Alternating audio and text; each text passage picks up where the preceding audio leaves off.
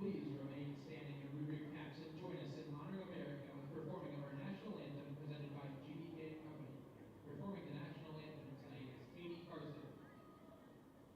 Oh, say, can you see by the dawn's early light what so proudly we hailed at the twilight's last gleaming, whose broad stripes and bright stars through the perilous fight o'er the ramparts we watched were so gallantly streaming, and the rocket's red glare fell on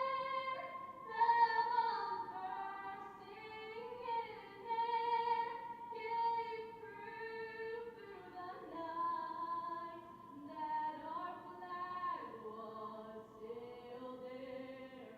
Oh, say does that star-spangled banner yet wave o'er the land of the free and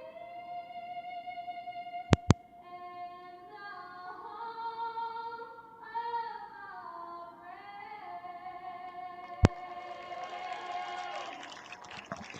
Well, ladies and gentlemen, let's play some ball.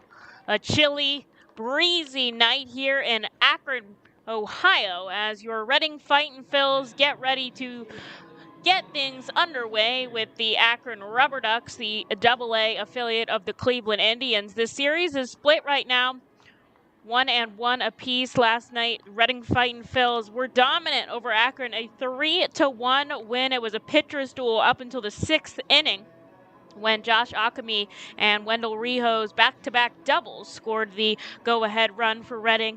And, of course, Madison Stokes led us off with a solo shot out to left. We would love to repeat that if we could today and see some stellar work out of the starting pitcher. Yesterday, Noah Skiro went 5 innings of work, just 1 run. The bullpen combined for 4 innings of work, just 3 hits, and nobody else allowed on base. As we get ready today, it'll be James MacArthur versus Akron starter Logan Allen. Out in the field, backing up Allen will be Escobado in left, Will Brennan in center, and Jonathan Engelman over in right field. At the hot corner again is Victor Nova, Tana, and Rocchio man the middle infield, and then Micah Priest back over at first base. Allen will be throwing to Eric Rodriguez. It's the first time we will see somebody besides Bo Naylor back behind the dish today. For the Fightins, they're going to change up their lineup just a little bit today. Madison Stokes is going to stay in that leadoff spot after hitting a solo shot on the first pitch he saw yesterday. Logan Allen will be second. He'll be the designated hitter today, followed by Jalen Ortiz. And a new face in the cleanup spot will be Wendell Rijo. Then Vito Frisha, Jonathan Guzman, and Kevin Vicuña. And rounding up the number 8 and 9 spot, Jack Conley and Sal Gazzo. So that's your starting lineup presented by Golden Oaks Landscaping. As we get ready to get underway, Madison Stokes will step in the righty batter's box. The lefty Logan Allen kicks and fires. The first pitch, a called strike at the knees, coming in exactly at 6:35.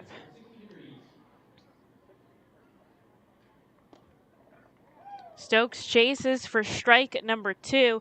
After back-to-back pretty warm days, and I hear it's warm in Reading as well. It is 58 here in Akron. Feels like 54 with 20-mile-an-hour winds, and that is really what is making the difference here.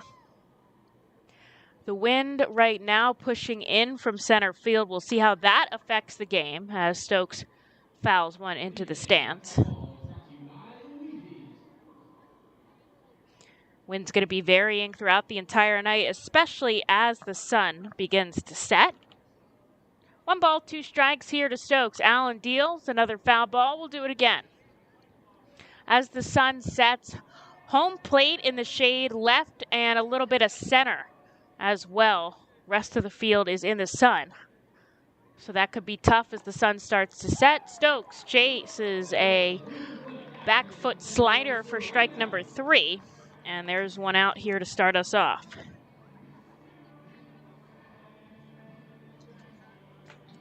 Here's Logan O'Hoppy. He'll be the designated hitter today. He has 5 hits to this name.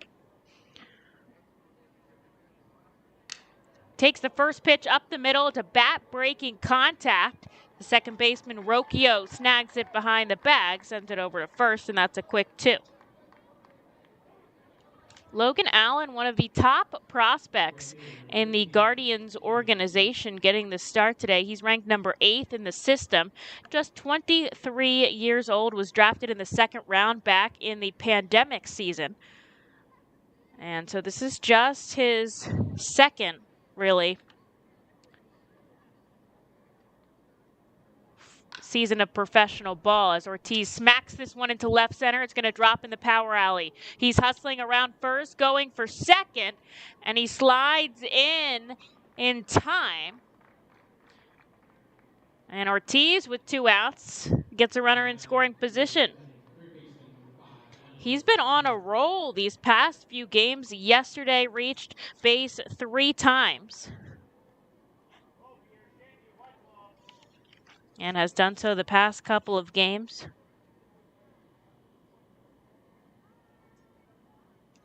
So Reading will have a runner in scoring position here as they try to get on the board first with the cleanup hitter, Wendell Rijo. Rijo, left side, it gets past Tana. Rounding third and coming home is Ortiz. Here's the throw. It's not in time. Rijo going for second, and he slides in an off throw. He thought about third, but he holds up. And Reading scores a run early here off the bat of Wendell Rijo. Yesterday, Rijo went back-to-back doubles with Akron. Today, he'll do it here with Ortiz. And Reading changing their tune after some late rallies, starting things off hot. As you might be able to hear the wind in my microphone right now. It's picking up, pushing in from left.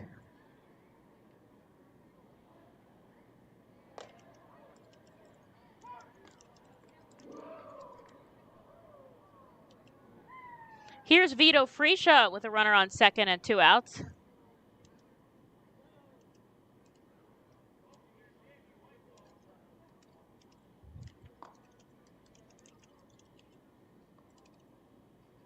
Freisha has been the designated hitter the times we've seen him in the lineup today. He'll get the start over at first base. Last summer with Jersey Shore, he switched back and forth from catcher to first. Allen comes home downstairs, 2 balls, 1 strike.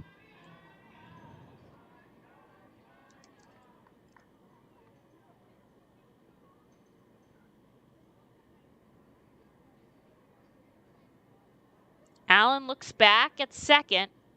Now he's going to come home. Freisha sends this out to right. Engelman tracking over at the wall on the run. Is it fair? Is it foul? And it's a foul ball. And the wind took that away from Vito Freisha. He was already at second. Now he's got to come home.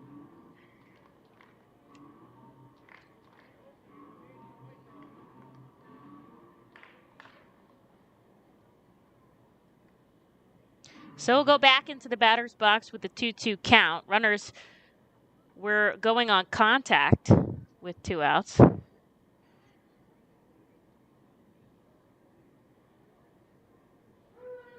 And here's the offering by Allen. Another foul out of Freisha.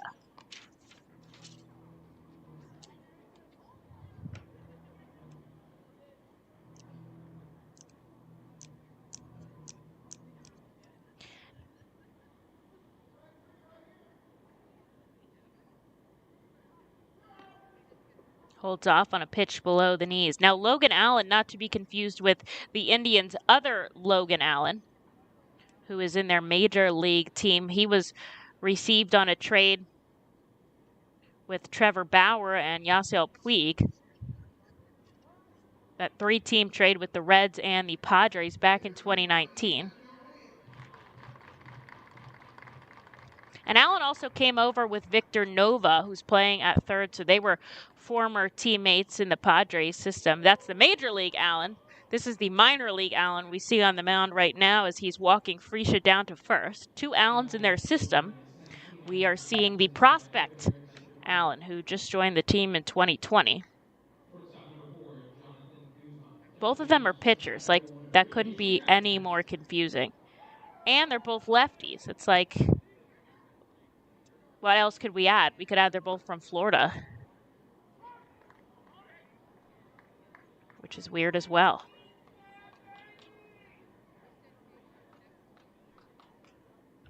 First pitch here to Jonathan Guzman. A called strike. Again, he takes strike number 2. Runners on first and second with 2 outs. Reading already leads 1-0.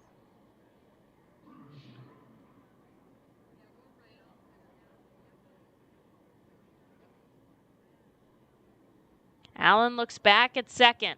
Rijo sliding over. Guzman tips it with the end of his bat into the stance. And he'll keep his 0-2 count. A couple more people in the ballpark than there were last night. No rain on the forecast.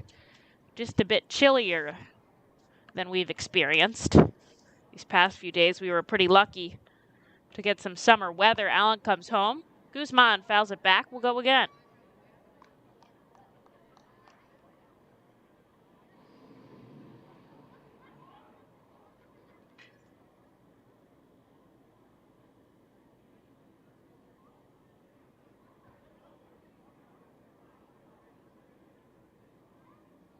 Allen looks back at Rijo on second. He's shuffling, but Guzman strikes out on a pitch inside, and that'll do it. Reading strands 2, but not before they score a run. They lead 1-0 here as we head into the bottom half. We'll see James MacArthur out on the mound in just a second. The Seidel Auto Group Deck Picnic appeals to both die-hard and casual fans with its summer picnic-like and fun tailgate atmosphere. During your picnic, you may even catch a souvenir, as the area is situated directly in prime home run territory behind the left field wall. Regular season tickets are $30 per person for groups of 20 or more, and children 4 and under are free. Visit Fightins.com/groups or call 610-370-BALL to reserve your group outing today. Golden Oaks is an award-winning high-end golf club that offers golfers a country club experience without country club prices.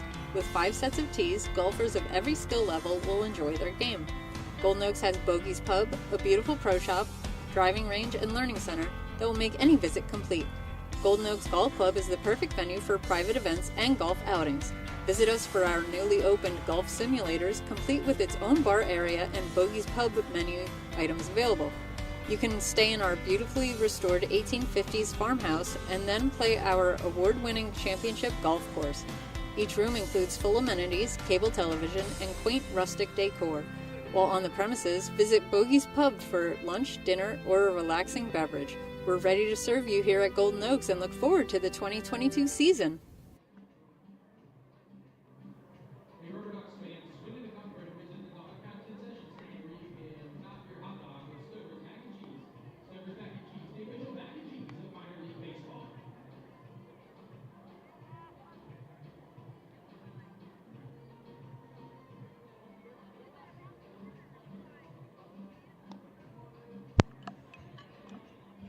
James MacArthur takes the mound for the second time this season.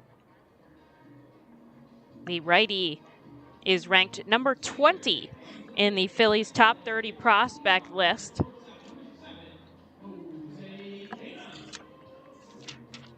Last start, MacArthur pitched on opening night, 3 1/3 innings of work, 6 hits, 3 runs. He struck out 6 on 65 pitches, so we'll see what kind of leeway they give him here. He's got a lead to protect already, 1 run.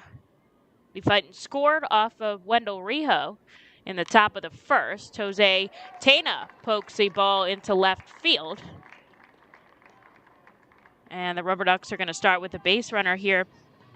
Good opportunity for the Fightins to get a double play. We were talking about yesterday how they hadn't had one in the first 4 games. Well, they did end up having one yesterday. Not a traditional turn 2 double play. What happened was they were able to double up by making a line out to the shortstop Guzman, and he fired it over to first as the runner didn't tag up. So they did get a double play, but not the traditional, 6-4-3 or 5-4-3 or 4-6-3. We didn't get any of those turn 2 actions. So we'll see if we can get one in today's contest. I find it's interesting to have 2 triples in a game before a double play. MacArthur induces more strikeouts and fly balls than ground outs. His last time up, just 1 ground out, 2 fly balls, 6 strikeouts. His career high is 10 in a game. He did that last August against Bowie. We see the righty turn around, look at Tana on first. And now he comes home with the 1-1 to Escobado. And on an off-speed pitch, he takes strike 2. MacArthur features a fastball, slider, curve, and change. Moved up a spot in the prospect list with the graduation of Matt Vierling. The other day, had enough major league service time to be removed as a prospect and now fully considered a major leaguer as Escobado takes another foul ball. In the outfield today, Kevin Vicuña making his debut in left. This is his first time in the outfield. In center, Madison Stokes. In right, Jalen Ortiz. Left to right in the infield, it'll stay Rijo and Guzman on the left side. On the right side, it'll be Gazzo and Freesia. And that's Jack Conley behind the plate as Escobado ropes this one foul into the stands, and he'll keep his count.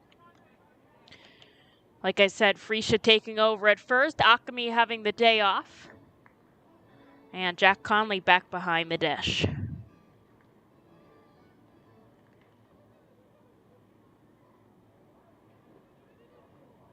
Righty on lefty matchup here. Discussing yesterday how many lefties there are on the roster for Akron. They have just a couple of righties and a switch hitter, which makes things interesting for sure. As MacArthur goes for a pickoff attempt back to first, no dice. Glove at the waist, he sets up, runner going, kicks and fires foul, and the hit and run didn't quite work out so well there. And Escobado is battling here. That was pitch number 6 off of MacArthur. Still looking for out number 1 here in the bottom of the first. Reading leads 1-0. The RubberDucks do have a base runner out on first here. MacArthur looks down. Now he comes home. A line drive right into the glove of Freesia. He bobbles it. And it gets past him. Could have been 2, but instead it ends up being first and second, nobody out.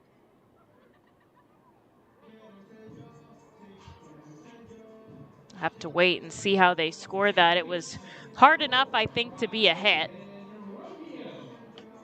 And it looks like they're going to go with hit here. Oh, they're watching it back. I can see him in the booth. And they're going to tell me it's a hit, so 2 on. Nobody out here for Brian Rocchio.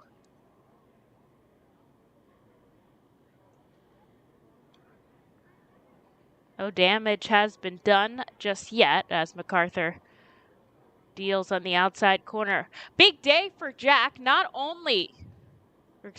day for James, not only, well, Jack Conley behind the plate too, of course, getting the start, but for James, not only is he the starting pitcher today, it is also the birthday. His daughter turns 1, Lenny, as he gets a fly ball out to left, but it goes foul. Good for strike 1 to Rocchio here, so happy birthday to Miss Lenny. She has made an couple of appearances at First Energy Stadium.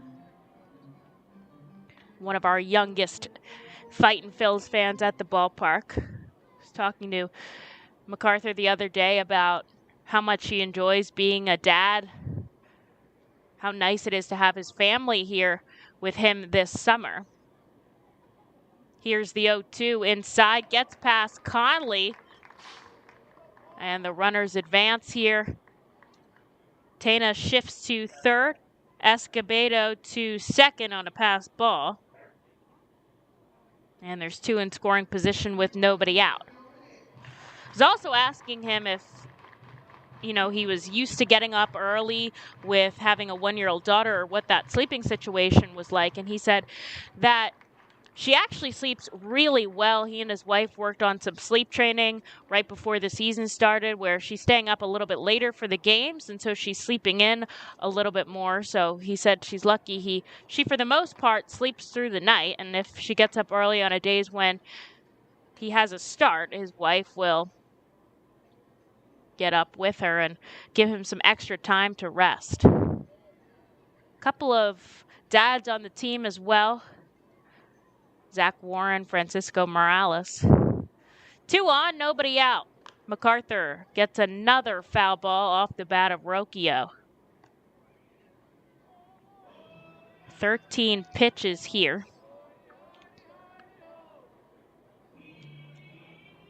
As he's looking for out number 1.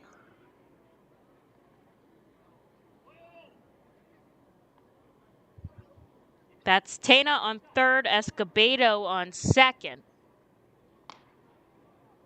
Good frame there by Conley, but doesn't get the call he's looking for. Kevin Manzuk calling the balls and strikes today. Gabe Alfonso shifting to third, and the crew chief, Dane Ponsack, manning the first base territory.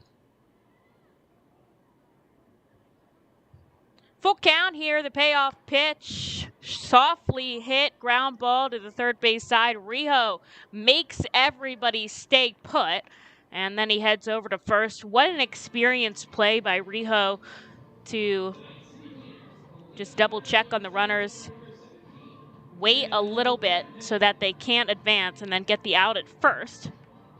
And so there's 1 for Will Brennan.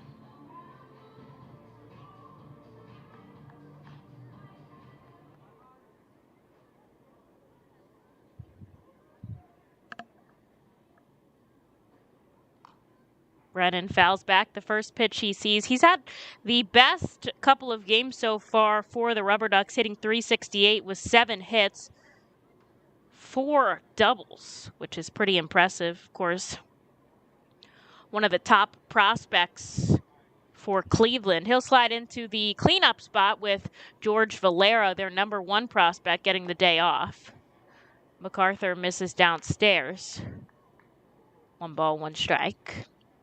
Rijo playing in, everybody else back deep. The shade starting to come across into right field and on the right side of the infield as well. Just a couple of spots where the sun is still peeking through. Brennan out in front of this off-speed pitch. Just gets enough on it to foul it back for strike 2.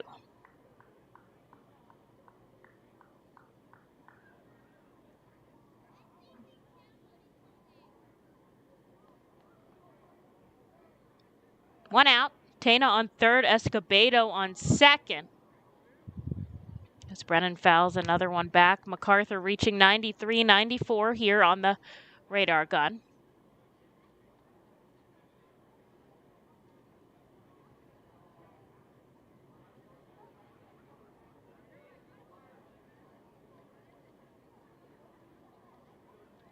Righty able to look at the runner on third. Now he comes home.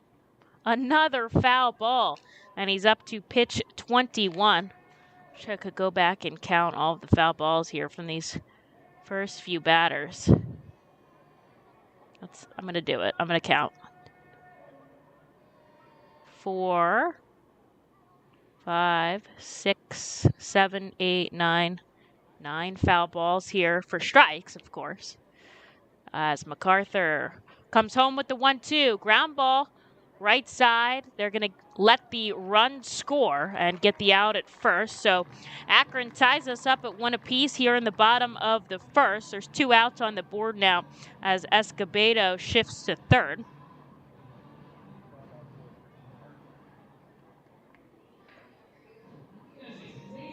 Two outs now and a runner in scoring position here for Bo Naylor.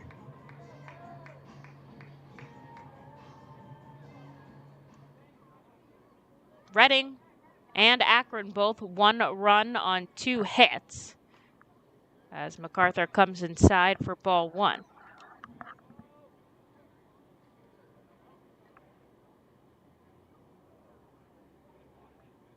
Both Reading and Akron sit 2 and 3 on the season, going 1 and 2 in their first homestand and picking up a win apiece here in the second in the second series, I should say.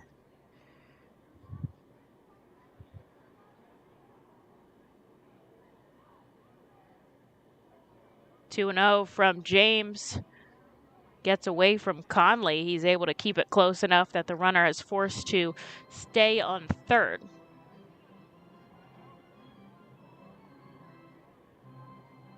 Thanks everybody for tuning in here on the RFil's sort of radio network internet stream. I appreciate all of you joining me. I appreciate you chatting it up in the comments. Love to talk throughout the game.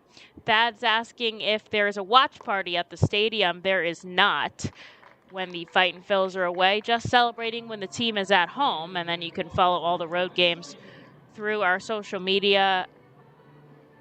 I'll be covering the team away as ball 4 comes into Bo Naylor. He'll jog down to first, and there'll be runners on the corners and 2 outs here for Micah Priest. Priest had the day off yesterday after starting on Tuesday's game at first base. Went 0 for 3 with a walk.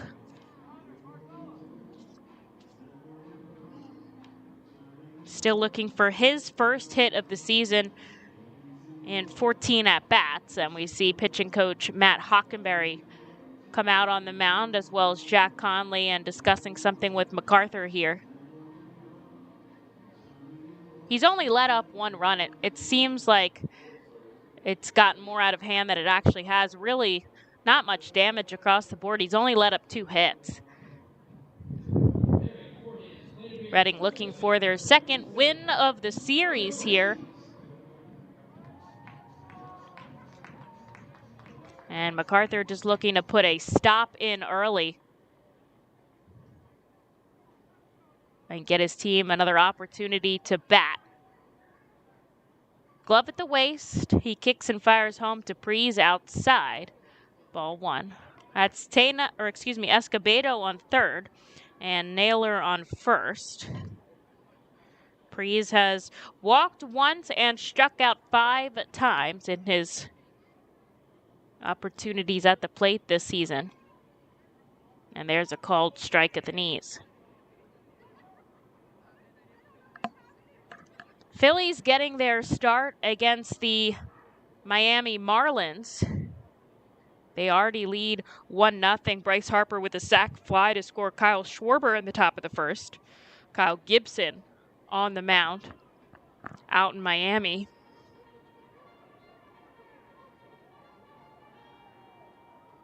Lehigh Valley playing Worcester, Jersey Shore playing Brooklyn, and Clearwater playing St. Lucie, all starting tonight.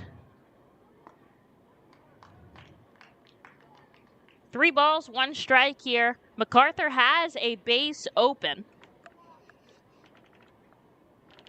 but is starting to add some pitches through here as he's nearing 30, trying to get out of the first. Looks down, comes set. Outside, ball 4, back-to-back walks. Loads the bases here. And it'll sit on the shoulders of Jonathan Engelman.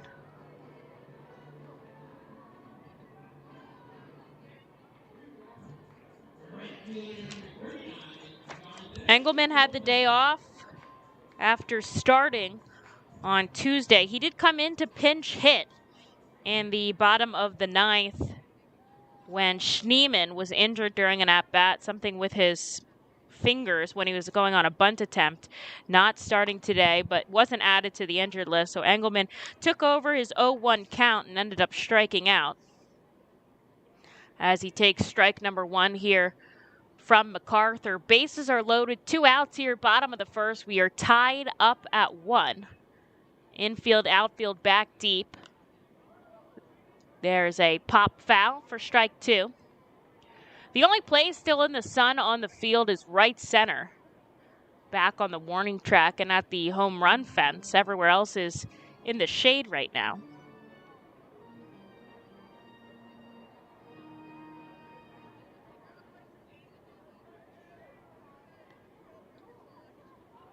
MacArthur comes in the dirt. It gets past Conley, and a run scores. And so Akron breaks the tie on wild pitch. The call comes over from the scorers. And so a wild pitch makes this ball game Akron 2, Reading 1. Both runners advance here. Of course, Engelman still at the plate with an 0-2 count.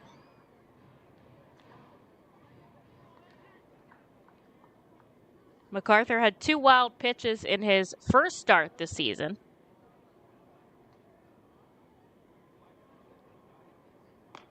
Misses down and away. There's another ball. Naylor on third, Priest on second. Engelman only has 1 hit this season so far, 6 strikeouts to his name.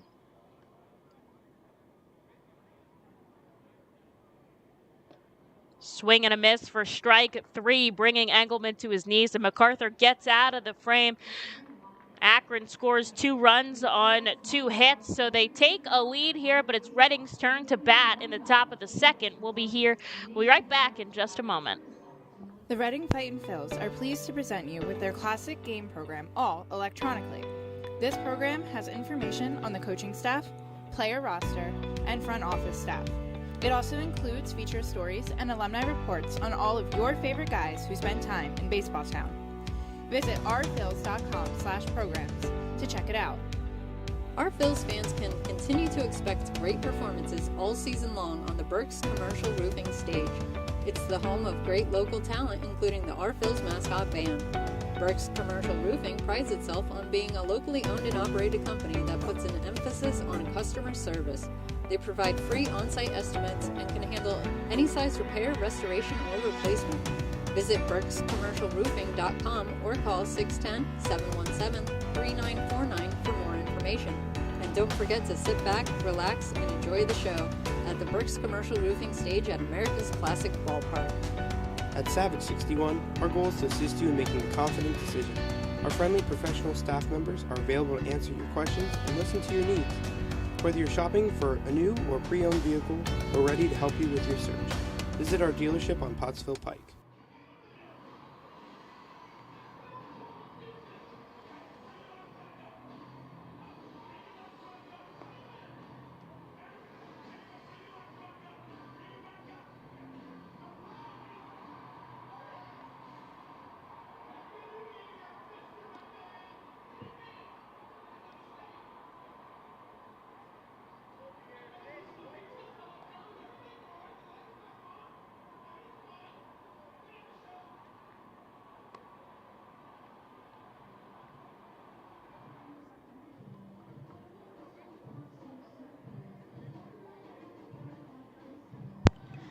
Top of the second, Logan Allen returns on the mound here. Allen with 21 pitches to get through the first. He's got a 1-run lead after Akron scored 2 in the bottom of the first. Here is Kevin Vicuña, still looking for his first hit of the season, takes a called strike to start off. Vicuña's been putting the ball in play quite a bit. He already has an RBI and a run scored. He just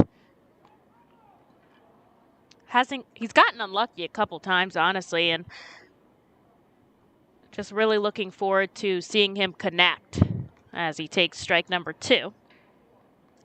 Also has a stolen base, just 1 of 2 for the Fightin' Phils. Jalen Ortiz had one yesterday. Vicuña holds off, and the count moves 2-2.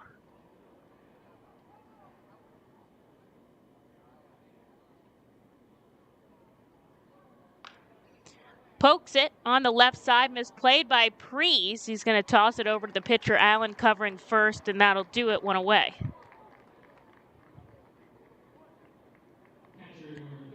Here's Jack Conley, who is the catcher in today's contest.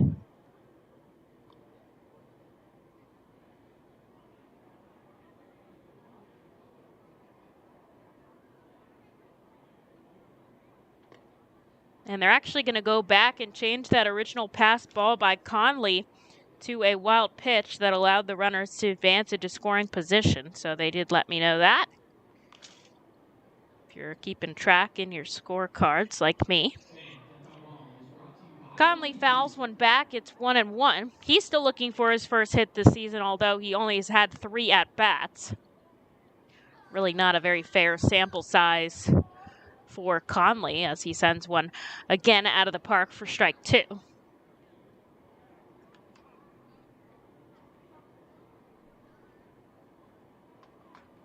A very windy night. I am lucky to be up in the press box today as Conley fouls one back into the net behind home plate.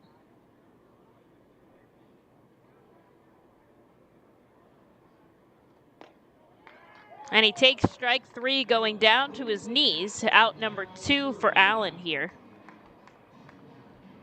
Strikeout number 3 on the day. Allen wasn't able to get the win on his first start of the season.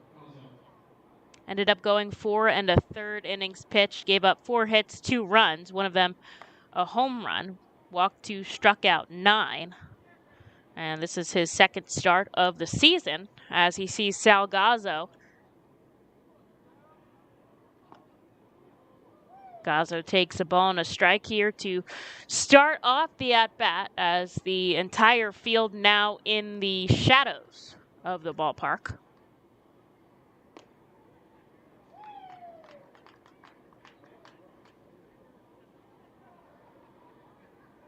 Gazzo misses pitch number 3 for strike number 2.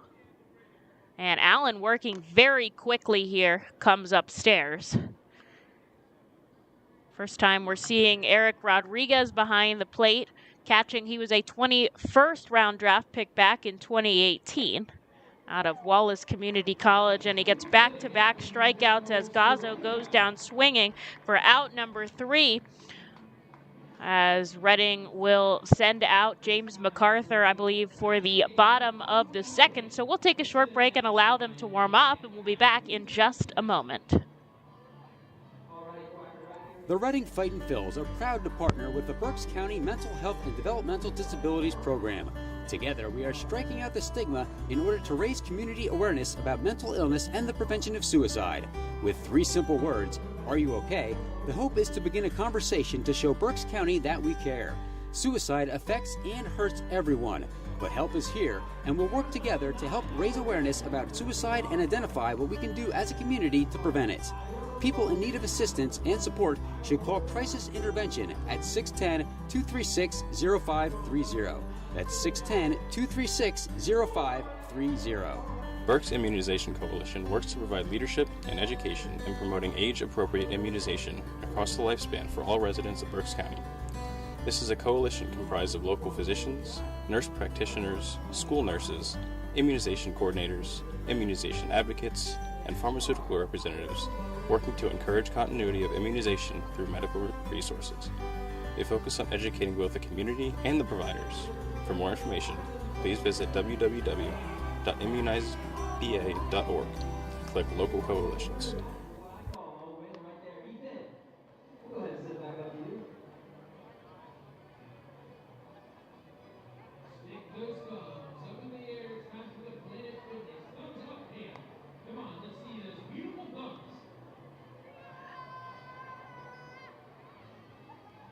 Couple of Eastern Leagues games postponed in the Northeast section.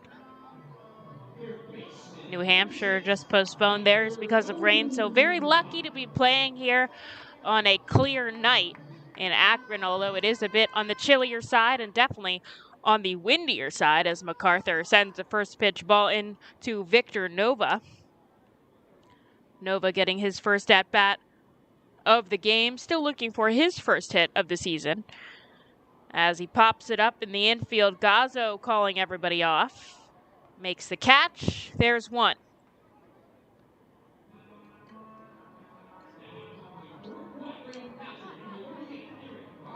Here's Rodriguez as we get to the bottom of the lineup for the RubberDucks. He's only had 3 at-bats this season, 1 walk, 1 strikeout, no hits to his name. Did get some AA playing time last season.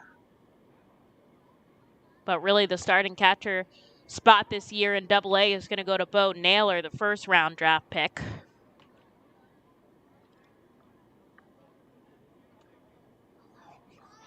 MacArthur working quickly now, getting a first pitch strike. Conley does his best to frame pitch number 2, but it's outside.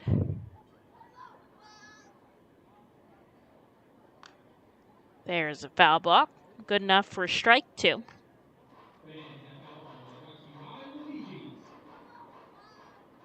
MacArthur pitched 3 seasons at the University of Mississippi. And was drafted in the 12th round back in 2018, so this is his 4th season of pro ball. Spent pretty much all of last summer with us in Reading. As Rodriguez fouls another one back, he calls time and steps out. Akron, in their home white pants and orange jersey tops, goes up the middle for a base hit, and Rodriguez will have his first of the season as Stokes picks it up and throws it back in.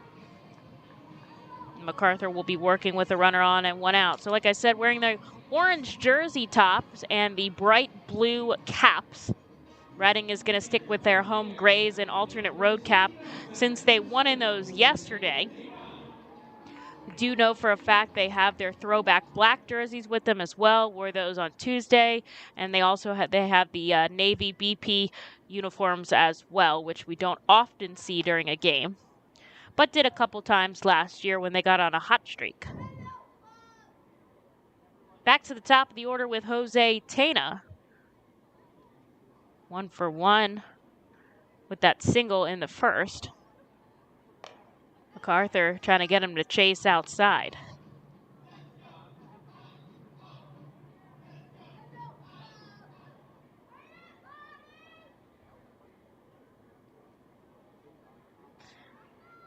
James looks behind him at the runner. Now he comes home. High in the sky, shallow center. Guzman tracking it. He'll make the catch behind second base. And that's a big out number 2. As Rodriguez forced to stay on first. Here's Julian Escobado. MacArthur settling down after a hectic first inning of work. Reading 1 run on 2 hits. Akron 2 runs on 3 hits. Everyone's been clean in the field thus far.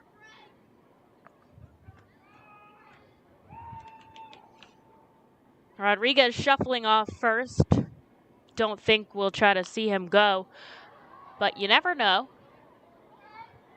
As his teammate Escobado sends this one into the stands. Nice chase for a foul ball souvenir there. Good enough for strike 1. Akron's manager, Ruggie Odor, will be managing from the dugout today. He likes to give some of his coaching staff the opportunity to man the first and third base territories, and some players who might try to finish up their career as coaching staff. So he is managing from the dugout today after usually being on third or first base. MacArthur looks over at first. He's got Escobedo down 0-2. 2 outs on the board. He comes home.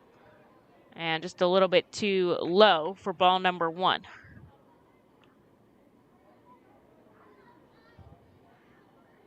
Juan De La Cruz, the bench coach over at third base. And it looks like Marcos Gonzalez, the player, typically an infielder, is helping out its team over at first. A sharply hit foul ball goes into Reading's dugout. And the count is going to stay 1-2 here. Escobedo standing very close to home plate here in the lefty batter's box as MacArthur sets up glove at the waist. 2 outs on the board. Here's the pitch. Another foul. Akron struggling to make good contact off of MacArthur here. He's up to pitch number 50.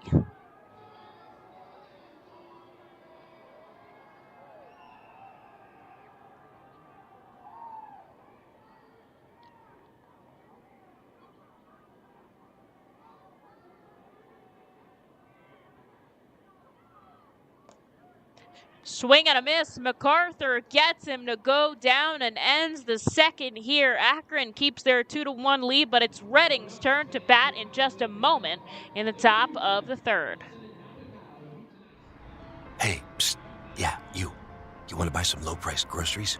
Just follow me into this well-lit Lidl grocery store. Here at Lidl, we buy in bulk and cut down on costs wherever possible. Then we pass the savings on to you. Trust me, everything's done totally legit and above board. Nothing to be worried about. Yep, Lidl's pretty great. It's just your run-of-the-mill grocery store, except with way lower prices. Lidl. Suspiciously low-priced groceries. The Reading Fightin' Phils, in conjunction with Savage Auto Group Fiesta Fridays, are proud to partner with eXp Realty Associate Broker Alex Betances throughout the 2022 season. Visit Alex's convenient website at brgpa.com and search for your perfect home today. His custom search bar makes house hunting online easier than ever, and he's there to answer all your questions. Call Alex today at 610-926-8610. eXp Realty Associate Broker Alex Betances is a proud partner of the Reading Fightin' Phils and all 11 Savage Auto Group Fiesta Friday games during the 2022 season. eXp Realty Group and Alex Betances, where every move matters. Highline Merchandising, formerly Textiles, is your local small business company that provides screen printing, design, and merchandising services for local, national, and international businesses, bands, shows, and festivals, including 7-time Emmy Award-winning show Schitt's Creek and Unsolved Mysteries. Visit our website at highlinemerchandising.com.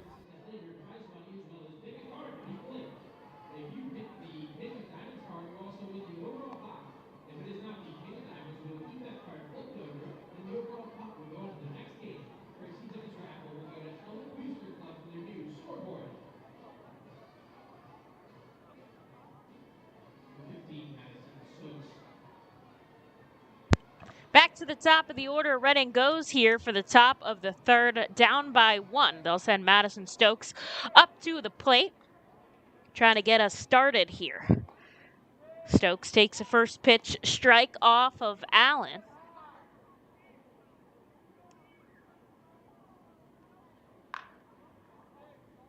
Ropes one foul up the third baseline. Allen nearing 40 pitches. Got Stokes to strike out swinging his first time up.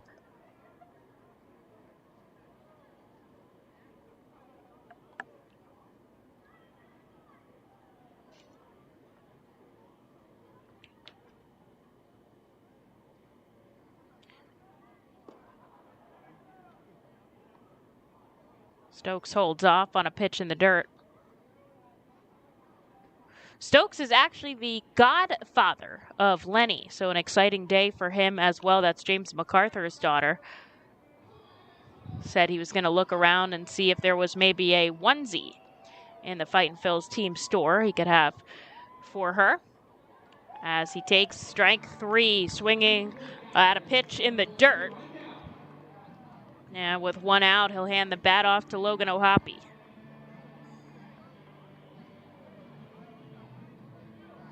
That was strikeout number 5 for Allen. His career high, I believe, is 9. Let me see if they have it listed in the game notes here. Yep, it is 9, and he actually tied that in his start against Erie last week.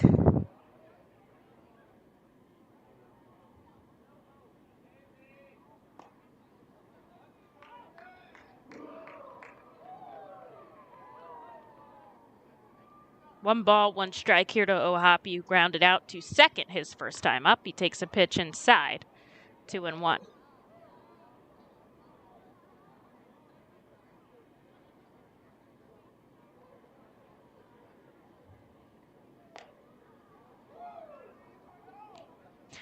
Not a lot of fans here in the ballpark in Akron, but they are very invested in this game. They're a very loud crew.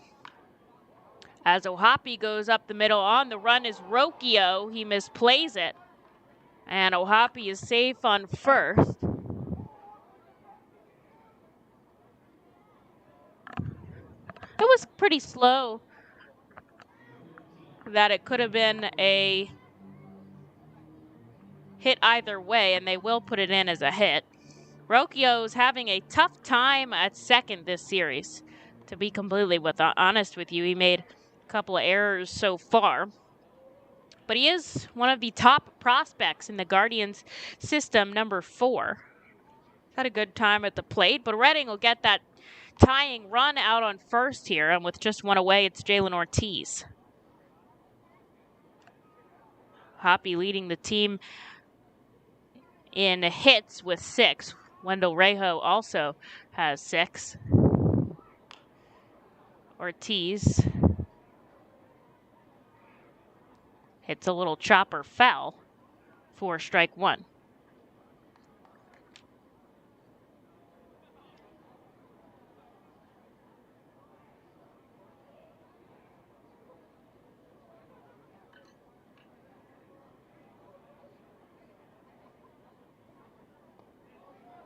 Ortiz chases a pitch in the dirt for strike number 2. So talking about how loud this crowd is, yesterday they were chirping at Braden Zarbniski while he was on the mound. I can't remember exactly what they were saying. I mean, it wasn't like mean. They were just, chirping at the opposing pitcher as Ortiz is punched out looking. Not quite a fan of that call. He says some words to Manzuk behind the plate, and he heads back into the dugout. Strikeout number 6 for Allen. And now there's 2 outs for O'Hoppe down on first. Here's Wendell Rejo. And I asked Zarbniski, I'm like, can you hear them when they're talking about you like that on the mound, especially when, there was only a couple hundred fans here last night. And he said, no, I'm so locked in. I'm not even listening to that at all. I can't hear anything.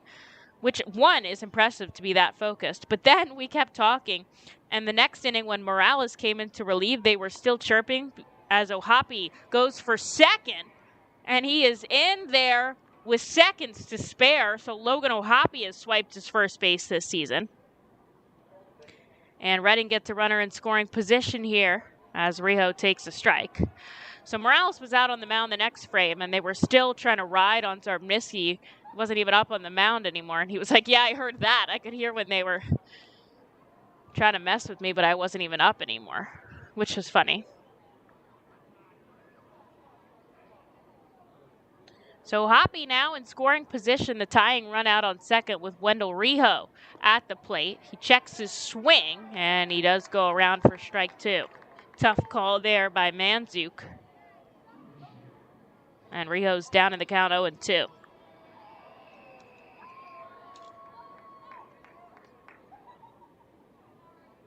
Reading trails by just 1 run here. Top of the third, 2 outs, and now there's 3 as Rejo chases wildly. And that'll do it here as Allen ends up striking out the side. Strikeout number 7 for the starter. And we'll take a break as James MacArthur comes out for another inning of work in just a second. When the Reading Fightin' Phils get hungry, we turn to our team feed partners. Special thanks to Wild Missing Family Restaurant and Bakery, Squawk Cafe, Collegeville Italian Bakery Pizzeria, Jimmy G's Railroad House, Mimo's Italian Restaurant and Pizzeria, Jersey Mike's Subs, Klinger's on Cressonia, and Subway for making sure the Fightin' Phils front office is never hungry on game day. Our staff enjoys delicious meals from our team feed partners, but don't take our word for it. Find out for yourself today. The Reading Fightin' Phils birthday party package is the best way to celebrate a birthday. Whether you are a youngster or an adult, there is no better birthday than a Fightin's birthday. The Fightin's Fan Birthday Package is customizable for fans of any age and starts at just $120. Base packages include 10 general admission tickets to a Fightin's home game, an autographed baseball, and a VIP reserved parking spot. Fans can also add a wide variety of experiences and options to make sure your favorite Fightin's fan's birthday is a grand slam. To enjoy a perfectly crafted 1893 from the makers of Pepsi Cola, you must first appreciate its carefully selected ingredients. A dash of cola nut extract, a hint of real sugar, a splash of sparkling water, and a generous amount of attractive spokesperson. Trust me, I'm gorgeous.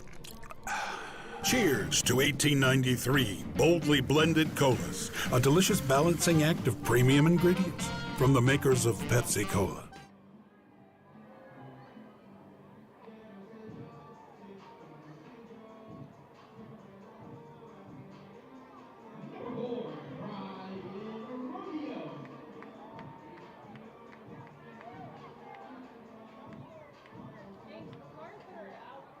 James MacArthur out for another inning of work. The starter comes into the bottom of the third with a 1-run deficit and 52 pitches under his belt.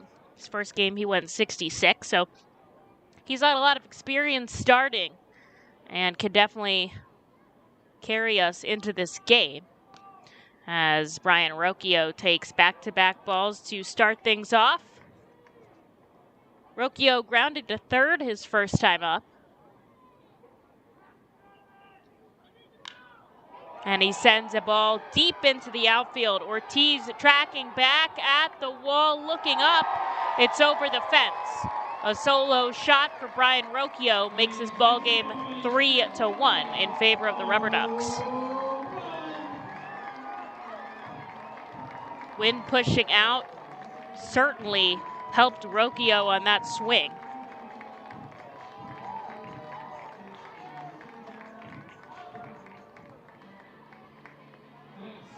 That was his first of the season. So Akron up 3-1 here as Will Brennan heads up to the dish.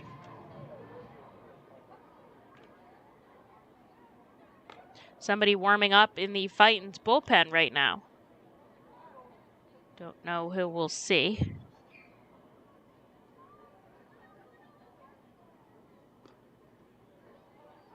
Couple of moves made in the system today as Philadelphia Phillies call up Andrew Bellotti, have an extra reliever on the bench, and the Iron Pigs activate Ali Castillo, former Fightin. Jersey Shore's game was canceled due to rain. They'll play a doubleheader on Saturday now. Lots of rain in the Northeast. As MacArthur comes home and gets another foul ball out of Brennan, he'll keep his 1-2 count. Clearwater leading 3-2 over the Single-A Mets affiliate. And the Iron Pigs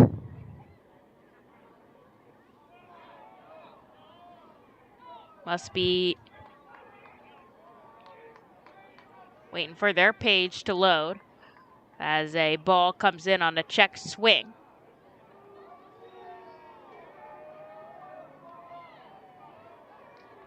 Well, I don't know what the crowd is jeering at here.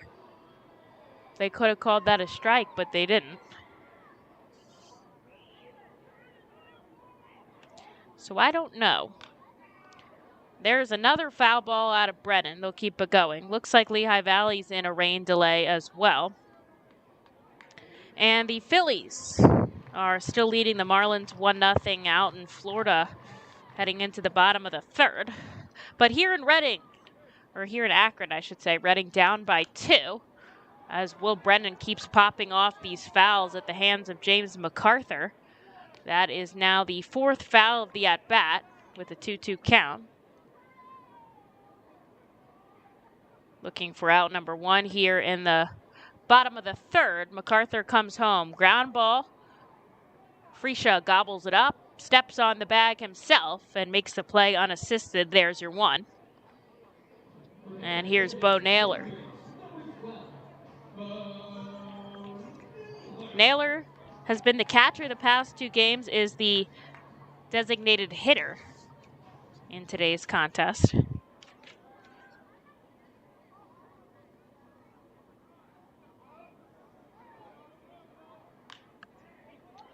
Another foul ball off the bat of Naylor. Strike number 1. This is the 25th anniversary of baseball here at Canal Park.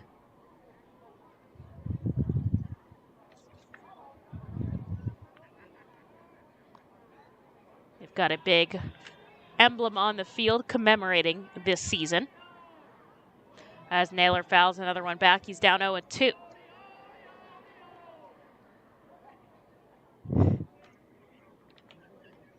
MacArthur standing tall on the first base side of the rubber comes home and picks up a big strikeout for out number 2.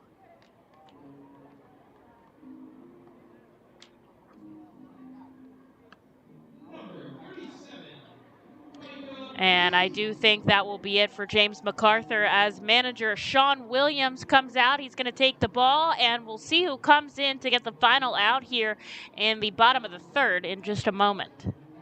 The Enersys Power Alley Pub features a 2.5-hour all-you-can-eat buffet, private bar with bartender, 2 rows of seats, bar stool seating, and 4 cafe tables. The pub provides your party a private area to enjoy the ball game away from other fans.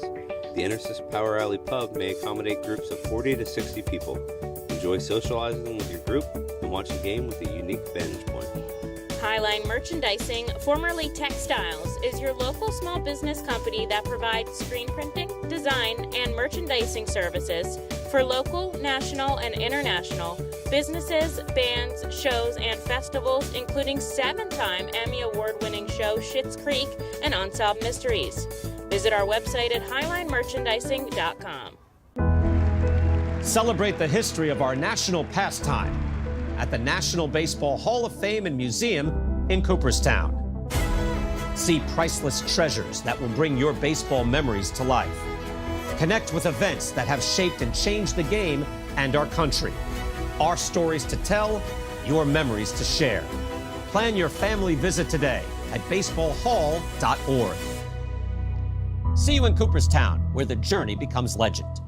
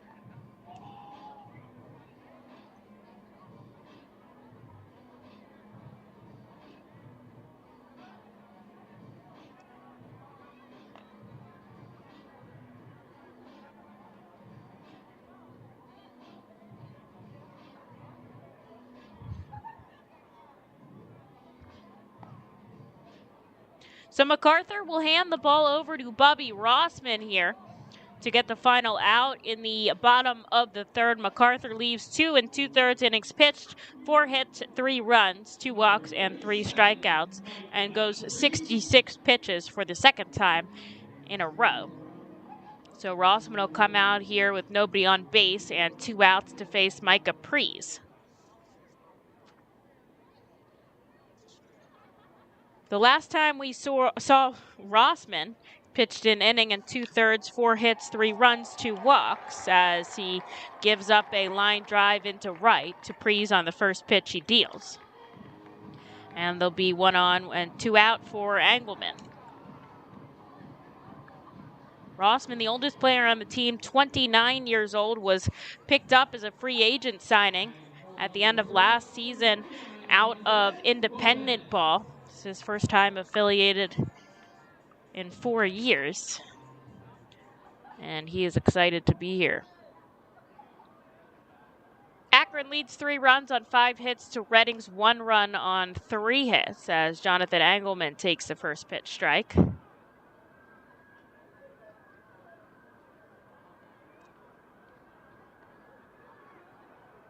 Rossman gets the sign from Conley. Glove at the chest. He's kind of facing towards left field. Then he'll throw his whole body into the pitch and get strike 2 from Engelman.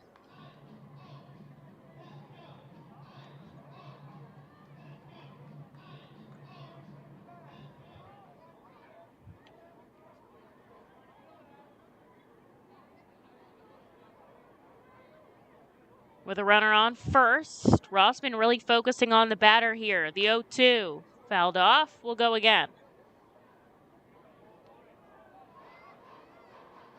Dark clouds are rolling in. There's no rain on the forecast, although it's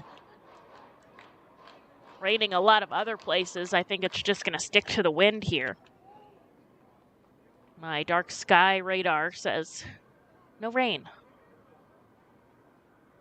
Rossman's going to check on the runner, who dives back safely.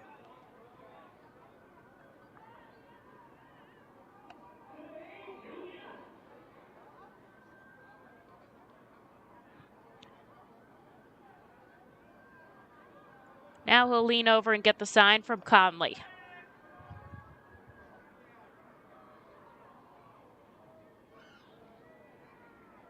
Sets up, kicks, fires, and just outside for ball number 1.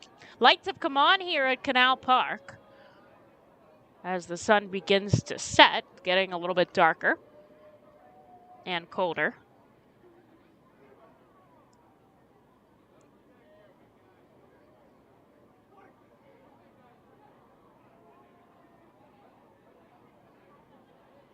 Runner going. Here's the pitch in the dirt. Pops away from Conley. And Priest gets himself into scoring position here with 2 outs.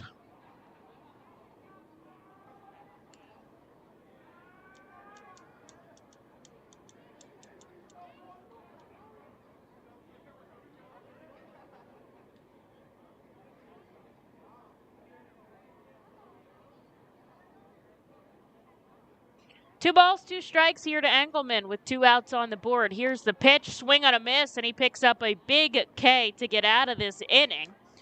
But not before Brian Rocchio sends a ball over the fence to take a greater lead for Akron. They lead 3-1 going into the top of the 4th in just a moment. Roof Max of West Reading is a safe, easy, proven, and affordable alternative to a complicated and expensive asphalt roof replacement. Roof Max's revolutionary new technology uses natural, plant-based bio-oil to restore shingles flexibility and instantly add 5 years of life to a roof. And treatment is around 20% of the cost of a complete roof replacement. From homes to commercial complexes, Roof Max of West Reading can help. Visit GetRoofMax.com or call 610-717-3949 for more information. ROG Orthodontics is the proud official partner of the ROG Orthodontics Fightin' Phil's Kids Club. Join today at Fightins.com to get your free ROG Orthodontics Kids Club t-shirt and visit FantasticSmiles.com for more information on why ROG Orthodontics is voted #1 in Berks and Monco. ROG Orthodontics and the Fightin' Phil's, 2 great hometown partners. Cornwall Manor is an active senior living community on the 190-acre wooded campus in Cornwall, Lebanon County. The community offers independence and opportunities for wellness and fitness, as well as educational and musical programs, and the peace of mind of having convenient health care on site. Cornwall Manor offers a range of residential choices from apartments to homes. Prospective residents are welcome to visit us for lunch and have a chance to learn more about the community. More information is available online at cornwallmanor.org. Cornwall Manor, celebrating over 70 years of senior living.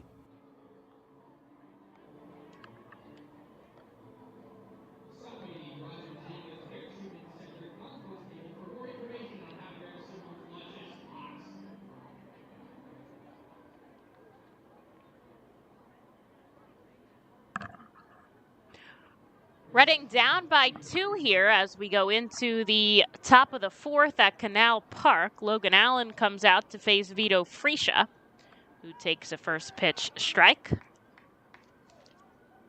Reading scored first in the top of the 1st off a double from Wendell Rijo.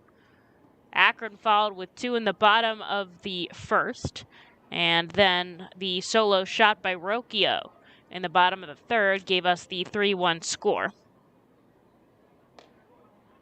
Allen comes at the knees to Freesia, the count 1-2. He's at 55 pitches here.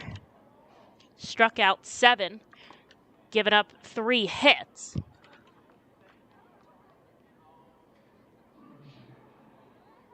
Pretty dominant so far.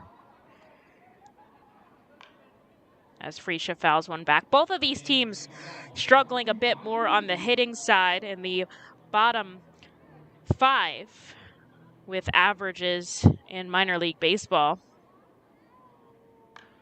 On the pitching side, they're both about rolling in the middle.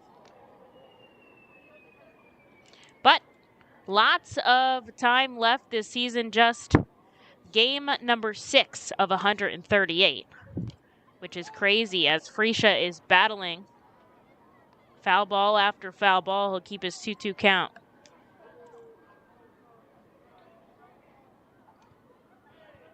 Freesia walked in the first but was stranded. But he'll take strike 3 here in the 4th. That's 8 for Allen. Here's Jonathan Guzman.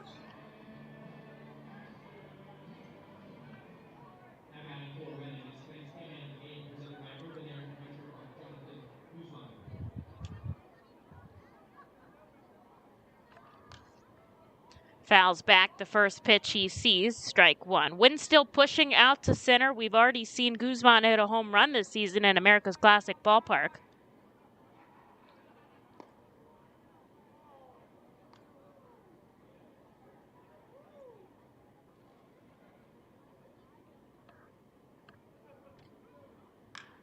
And Guzman goes up the middle. Will it drop in front of Brennan? It will not as he chases in and makes the play. 2 down. Kevin Vicuña heads up.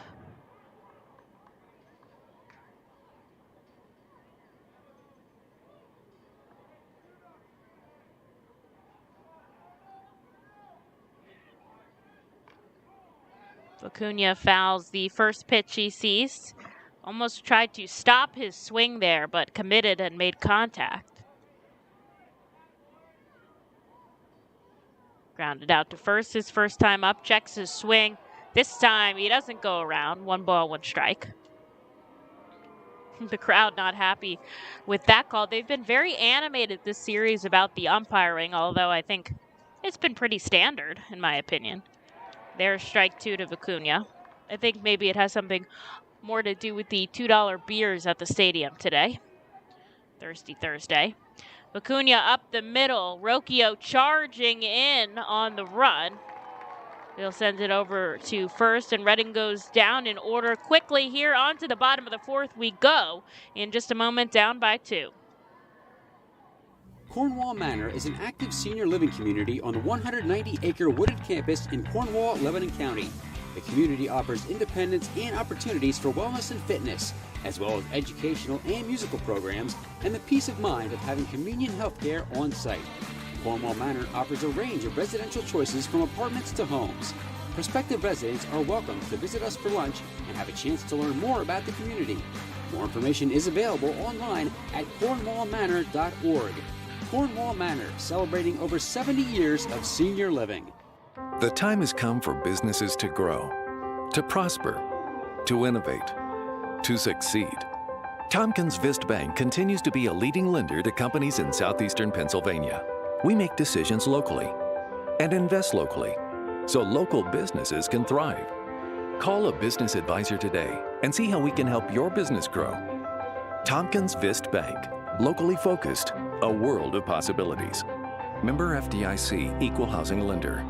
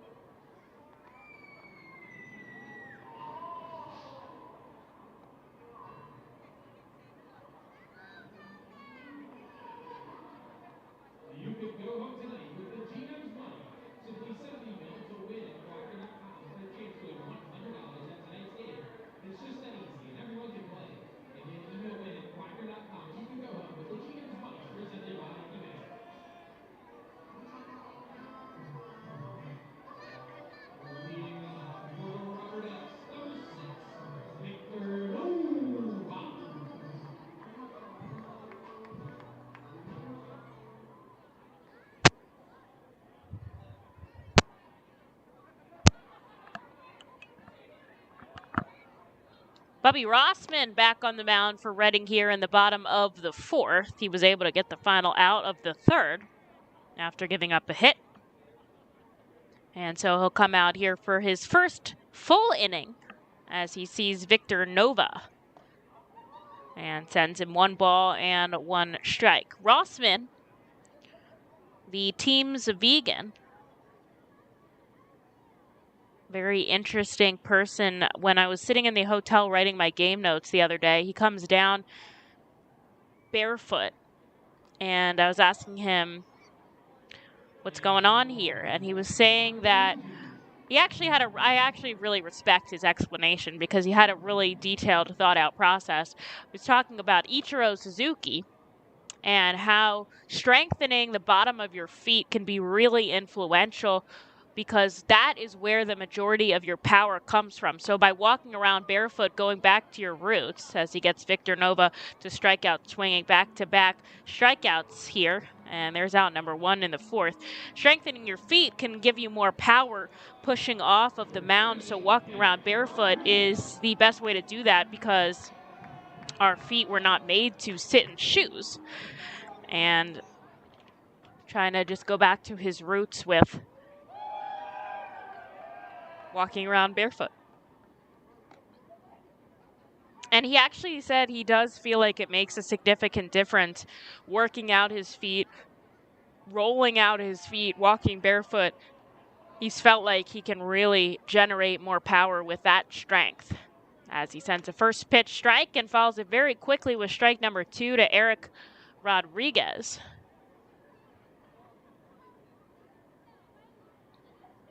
Working quickly, leans over, gets the sign from Conley. Now he stands tall, faces left, then comes home. And 3 straight strikes as he gets some high heat to Eric Rodriguez. There's out number 2 quickly here in the bottom of the 4th. Just trying to send his team right back up to bat. They're down by 2.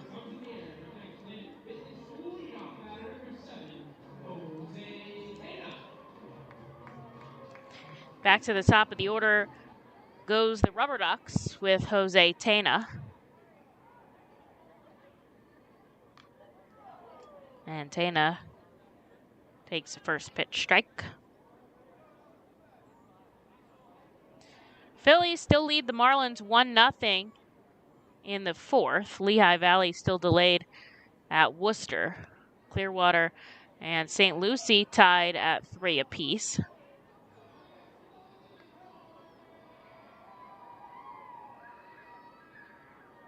And Jersey Shore was postponed due to rain in Brooklyn. 1 ball, 1 strike here to Tana. Rossman delivers, and he gets a big strike too.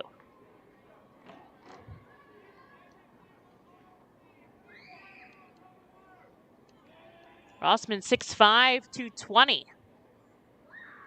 Standing tall on top of the mound.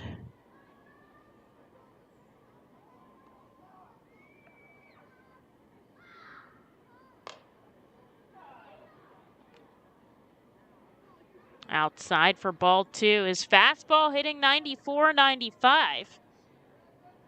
It's the second time we're seeing Rossman this season. With the relief appearance against Somerset, he comes home 2-2 high and a full count now. The clouds are rolling right through, so it seems like we are good on the forecast here. But it'll definitely be dark here in Akron quickly. 2 outs here, bottom of the 4th, the payoff pitch, a slow rolling chopper to first. Freesia makes the play unassisted, and a quick 3 up, 3 down inning as Rossman puts a 0 on the board and sends his team up to bat, down by 2. To the top of the 5th we go.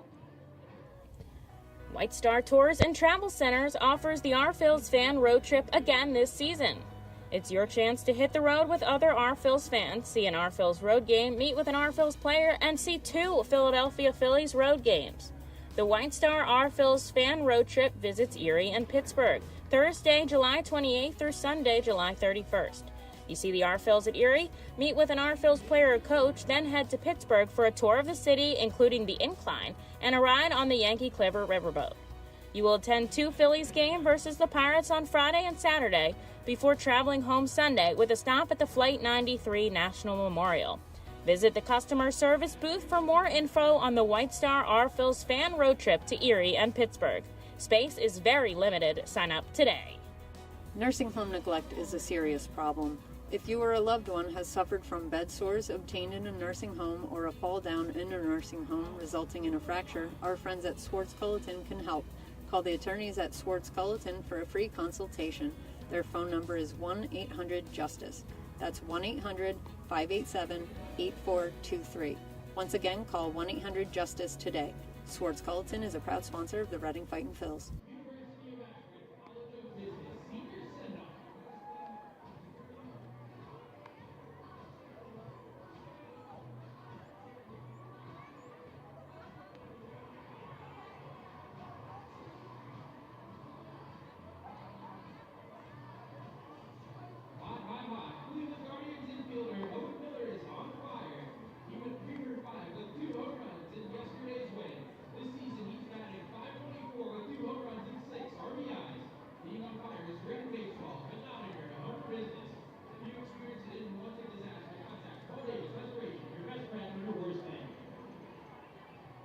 Logan Allen takes the mound for Akron here in the top of the 5th inning. Comes in with 67 pitches, 8 strikeouts to his name. Jack Conley takes a first pitch ball against the lefty starter.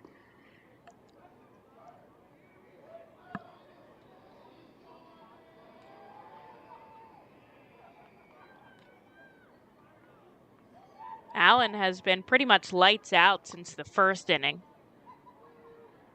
We'll see if Reading can start eating away at the 2-run deficit they're in here.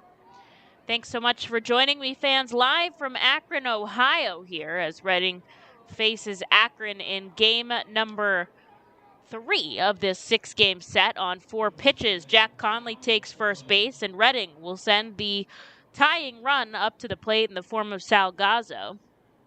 If you're noticing today, Reading has sent all of their righty batters to the lineup today. The lefties getting the day off against lefty Allen. Sal Gazzo, the team's switch hitter, is batting from the right side this time as he takes ball 1 and shows signs of bunt, but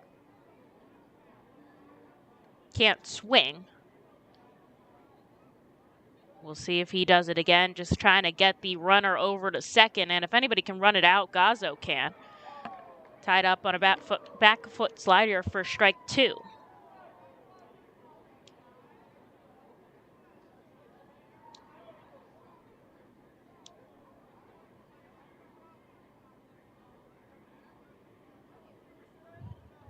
Here's the pitch from Allen. Misses inside. Wind really picking out now. Swift out to right field. Akron starts to warm up a bullpen arm for Logan Allen as he nears 80 pitches. Gazzo makes contact. Nova on to Rocchio. They try to turn 2, and they get him. Gazzo couldn't have been more than a heartbeat behind there as he touched first. And Reading loses its runners on the base paths for 2 outs. Back to the top of the order they go with Madison Stokes.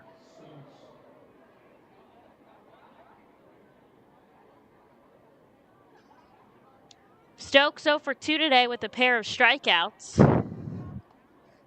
Takes ball 1 in the dirt.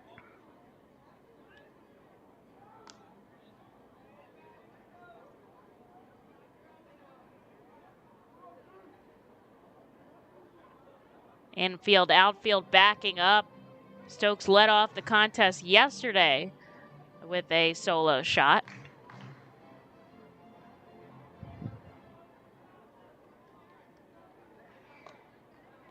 Allen misses again, ball number 2. Reading scored 1 in the top of the first. Akron followed with 2 of their own in the bottom half. They put on another one with their first home run of the season off of Brian Rocchio in the bottom of the 3rd, and now we sit 3-1. As Stokes takes strike 1.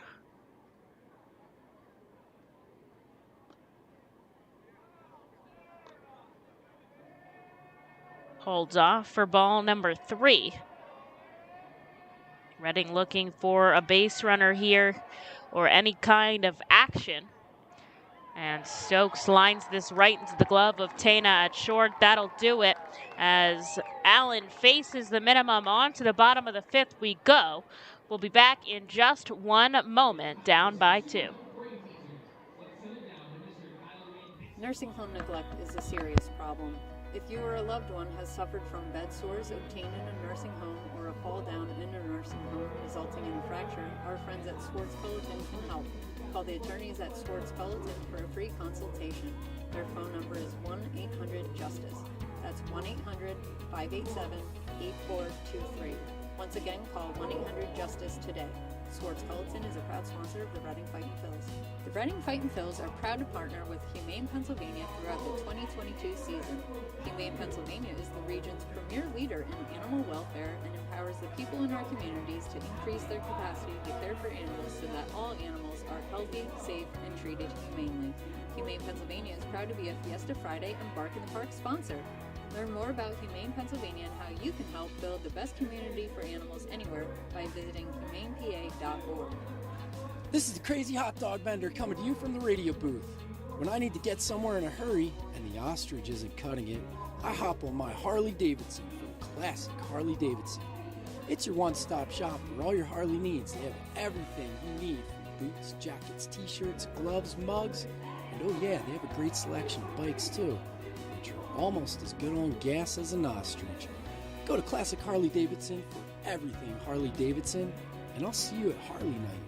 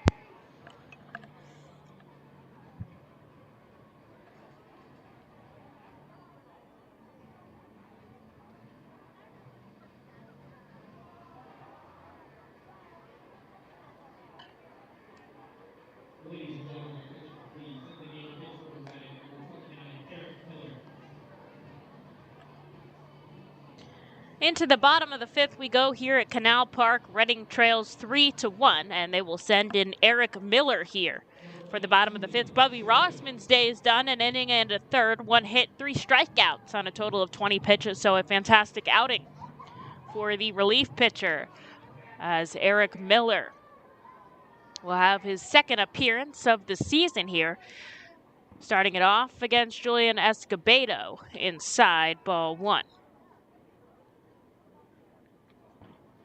Miller spent most of last season on the injured list. Was able to get in a couple games at the end of the season, entered the fall league, got a little bit more work under his belt, and now starting the season healthy as can be here in Reading. Had a really successful first outing, 2 innings of work, 1 walk, 1 strikeout. That was it as he comes inside to Escobado.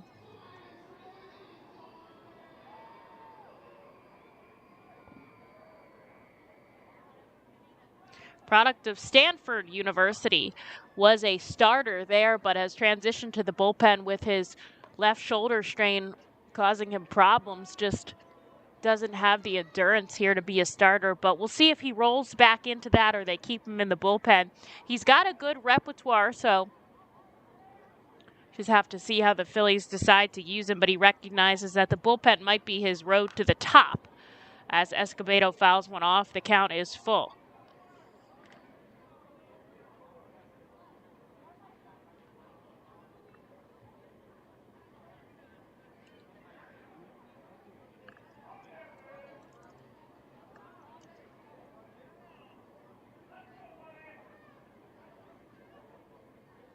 Miller, the lefty reliever after back-to-back righties, deals the payoff pitch. Another foul ball will go again.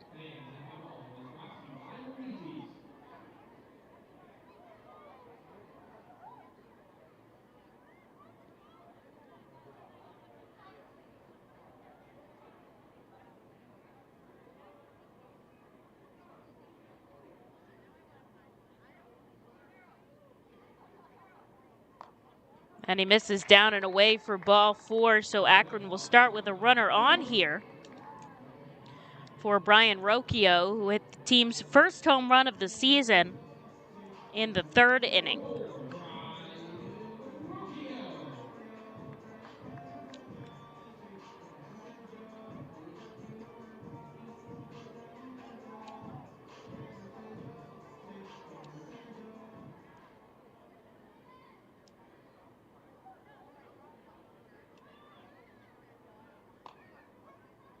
First pitch inside to the righty batter, Rocchio.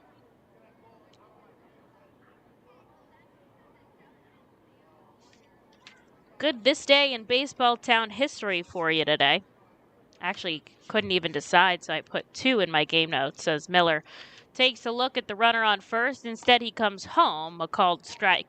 On this day, April 14th, 1998, in front of 8,678 fans, Jeffrey Key's 8th inning 3-run homer led Philadelphia past Reading 5-1 in the annual exhibition game at Municipal Stadium. That exhibition game was played until a couple years ago when they switched it to Lehigh Valley versus Reading. Eric Miller checking on the runner at first, no dice. And on April 1st, 2010, the Reading Phils tagged Kyle Drabeck for 7 runs, 3 earned, and the loss in his return to baseball town. Mike Spadali's 3-run double in the 6th breaks the game open. Reading wins it 7-3. Mike Spadali still working in the Reading area, coaching for the Berks County Bulls, coaching at Ripett, baseball town charities, batting cages and facility training. I think that's what we call it. But Spadali, a member of the Baseball Town Hall of Fame. Miller comes home, the 1-1. And there's a good strike, 1-2. The lefty has a really good eyesight on Escobado at first. He has had 1 attempt stealing second, but he was caught. We'll see if he tries to take a bag here.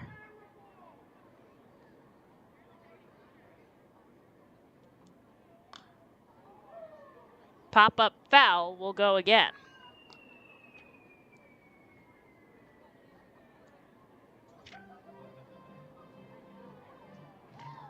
The bullpen has been fire for Reading. They've allowed just 4 hits and 19 strikeouts in their 25 innings of work.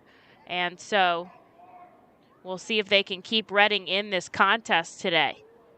They're only down by 2, still lots of game left to happen as a ground ball goes right into the glove. This could be 2, 5, 4, and it's bobbled by Gazzo at second on the slide. They're saying it pops out of his glove, but it was enough to get the runner, so he'll just get 1 and it'll go in as a fielder's choice.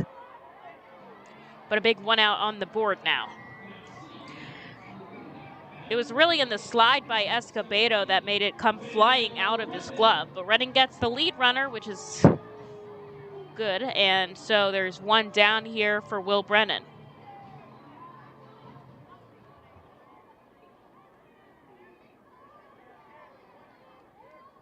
Brennan 0 for 2 today, does have an RBI from his ground out in the first. Miller keeping close tabs on Rocchio over at first now.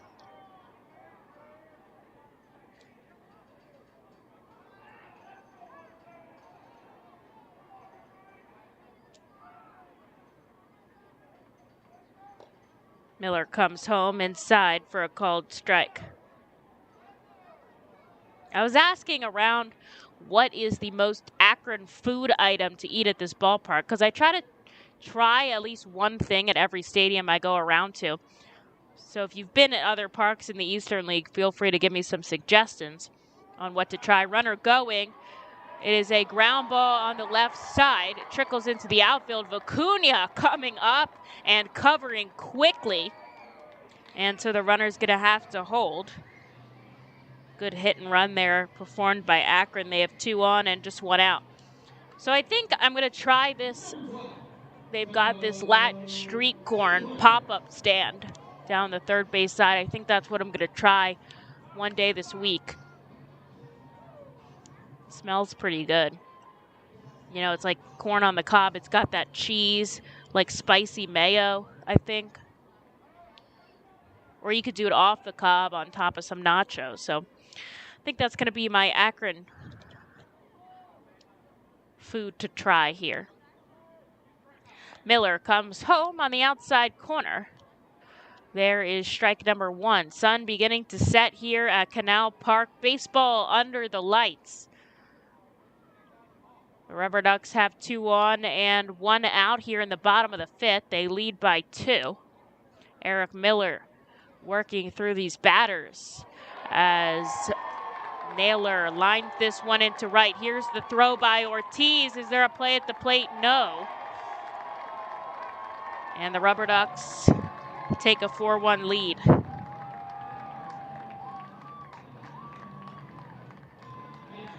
It was a good throw in by Ortiz, but it was cut off by Freesia. And so there's runners on the corners with 1 out.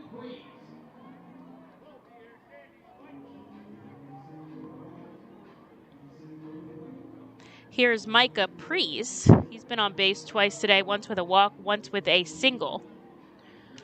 This game's still in the hands of Reading. Down 4-1 here in the bottom of the 5th.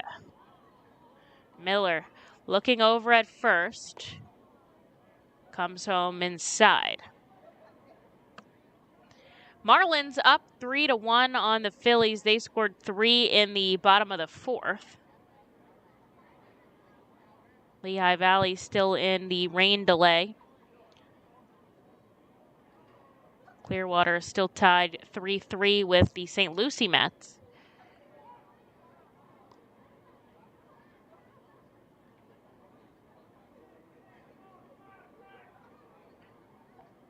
There's the first pitch, strike to Priest.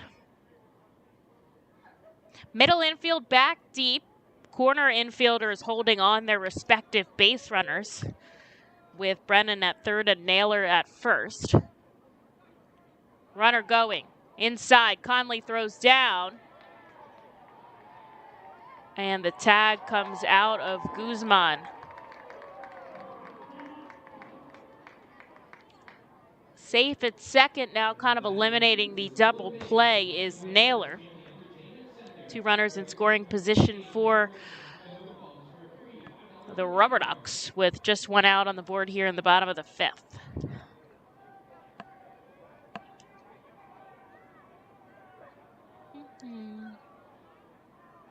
Tomorrow's game goes back to 7:05.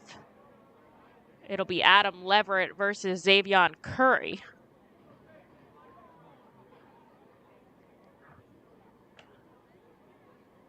Both righty starters. Friday game here at the ballpark.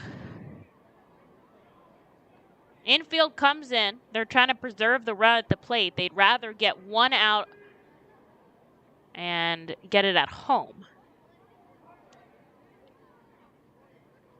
Miller on the 2-2 to Priest. A called strike 3 and an emphatic punch out by Kevin Manzuk. And that is a big out for Miller and the Fightins. The infield able to back up now.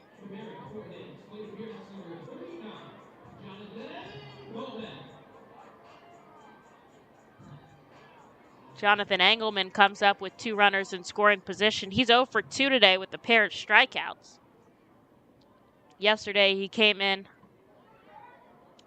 during Daniel Schneeman's at-bat when he was injured, and he struck out then. So not exactly a pinch hit.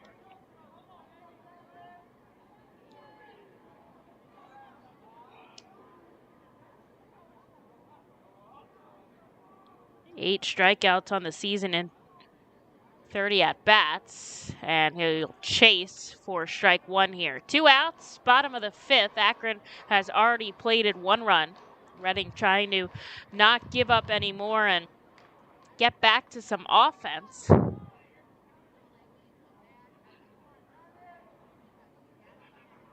Miller takes a deep breath, the 1-1. Strike 2. And this is really a testament to how well you can stay in the game when things aren't going your way, how well you can stay in with traffic on the base paths and not get frazzled. And Miller seems like he's doing a really good job here, staying tough. Misses inside. 2 balls, 2 strikes. 2 outs on the board, 2 runners on the base paths. That's Brennan on third and Naylor on second.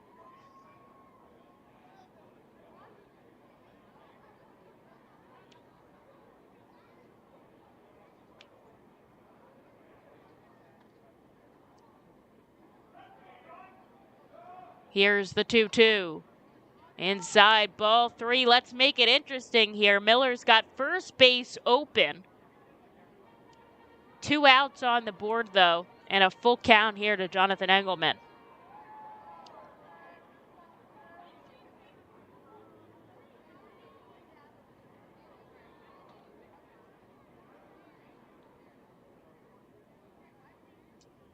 The payoff pitch drilled out to center field. Stokes tracking back. So is Vicuña, but Stokes makes the grab at the warning track, and that will retire the side.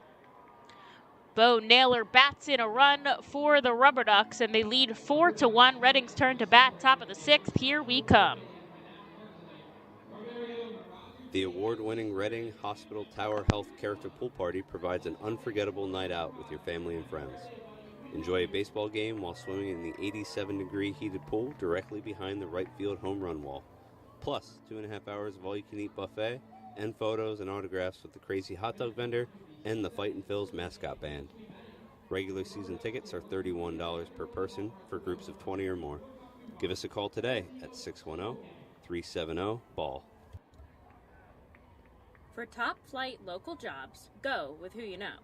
J.P. Mascaro & Sons, a leading waste removal company. To meet today's employment and service demands brought on by the pandemic, Mascaro is upgrading its already highly competitive employee wage and benefit package for drivers, collection crew helpers, and other positions. Call 888-MASCARO, M-A-S-C-A-R-O, for details. Work for an established local family business committed to its employees. Again, call 888-MASCARO today or apply online at www.jpmascaro.com. Highline Merchandising, formerly Textiles, is your local small business company that provides screen printing, design, and merchandising services for local, national, and international businesses, bands, shows, and festivals, including 7-time Emmy Award-winning show Schitt's Creek and Unsolved Mysteries. Visit our website at highlinemerchandising.com.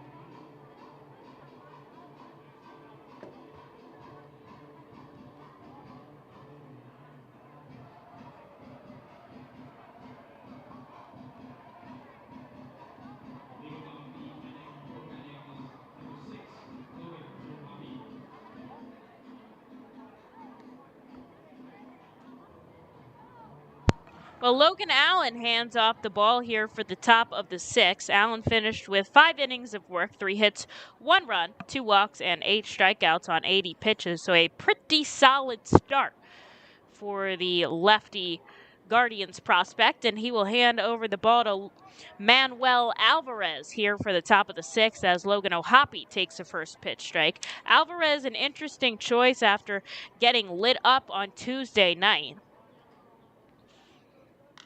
And Logan O'Hoppe takes him out to left. Escobado coming over, calls everybody off and makes the catch for out number 1.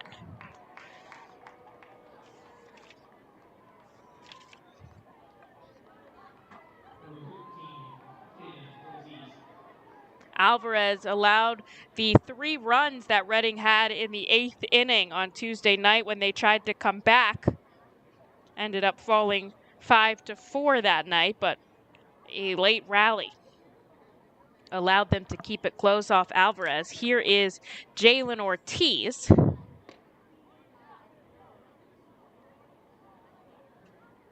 As he takes the first pitch ball.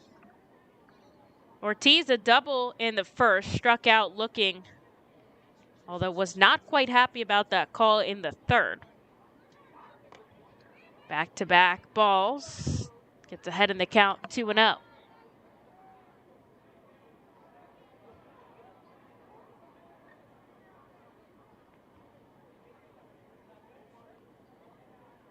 Alvarez, glove at the chest, and he brings it down to his waist as he comes home. Ortiz fouls a pitch off the plate for strike 1. Nobody in the minor league system went a perfect 8-0. I was trying to track in AAA and then compare it to the games played in AA. Nobody was perfect so far. Everyone has at least 1 loss under their belt. A couple of teams went over. Not everybody has a win under their belt. In the AA Northeast or the Eastern League, as Ortiz drops this into right field. It bounces off the wall. He's going for a second extra base hit today. Here's the throw. A stand-up double for Jalen Ortiz. Puts the Fightins right back in here. They refuse to give up, as they have a running in scoring position with 1 out here for Wendell Rijo.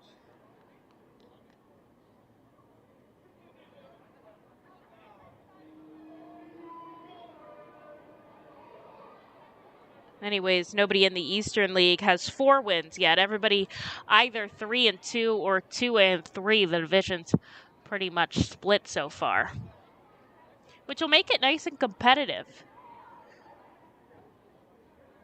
Here's Rijo with a runner on. Takes the first pitch ball.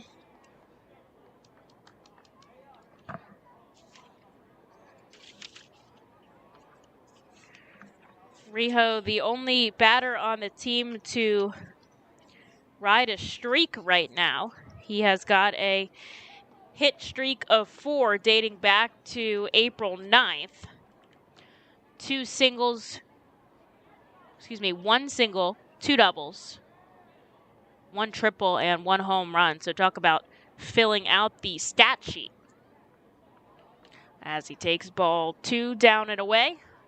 Ortiz shuffles off of second. We saw him steal a base yesterday. Alvarez looked back on him. He'll come home. And Rijo fouls one into the net behind home for strike 2.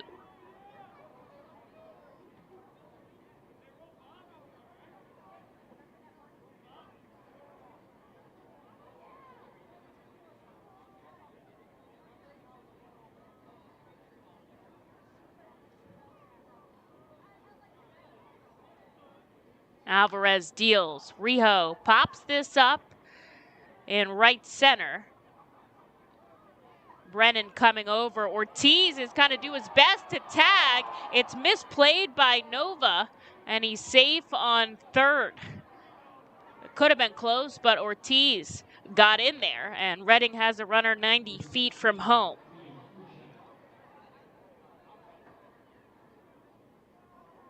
With 2 outs now, here is Vito Freesia. Had the lone hit on opening night. looking for another one.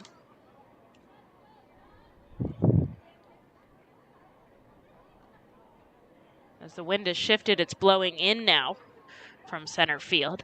Alvarez sets up. Frisha in the righty batter's box. Here's the pitch outside. Rodriguez doing his best to work the area behind home plate. Ortiz picking up his speed. Will try to get home on anything that passes by him and start cutting into Akron's 4-1 lead. Frisha takes strike one there, evening the count.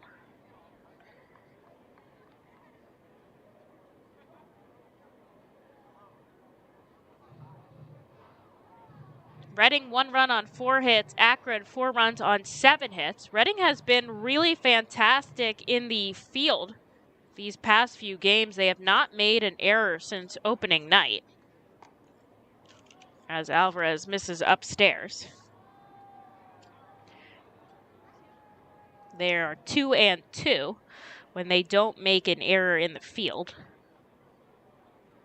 4 straight games with perfect defense, looking for 5 here.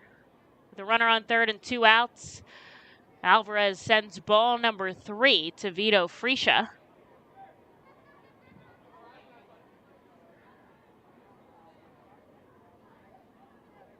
Infield, outfield, back deep.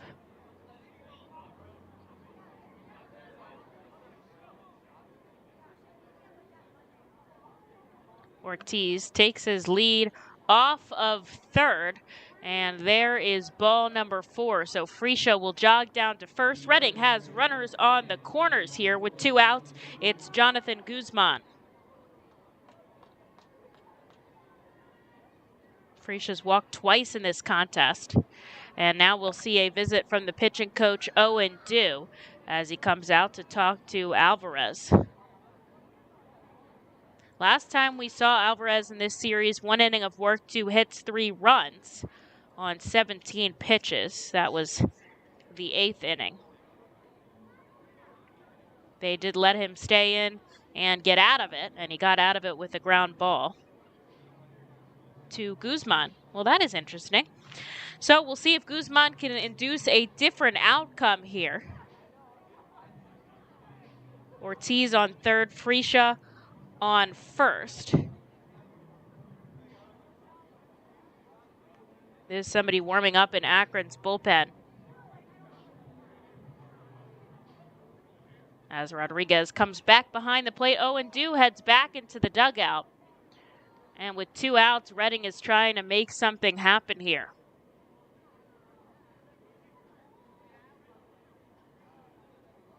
Alvarez comes outside, ball 1.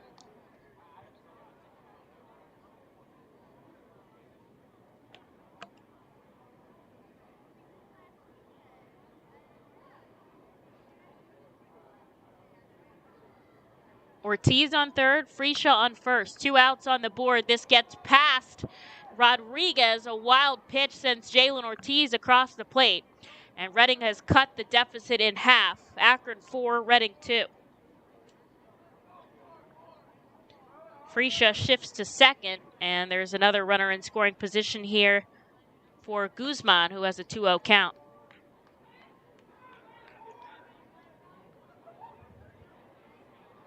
That run is huge for Reading as we merge into the back part of this ball game. Even chipping away at it slowly can make the world of a difference, as we know they have that late game push in them. We've seen it a couple times early this season. And Guzman holds off on ball 3 upstairs.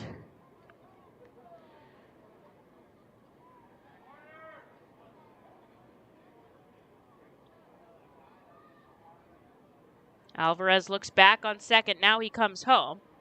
You knew with a 3-0 count, Guzman was going to take no matter what it was. And he ended up taking a strike.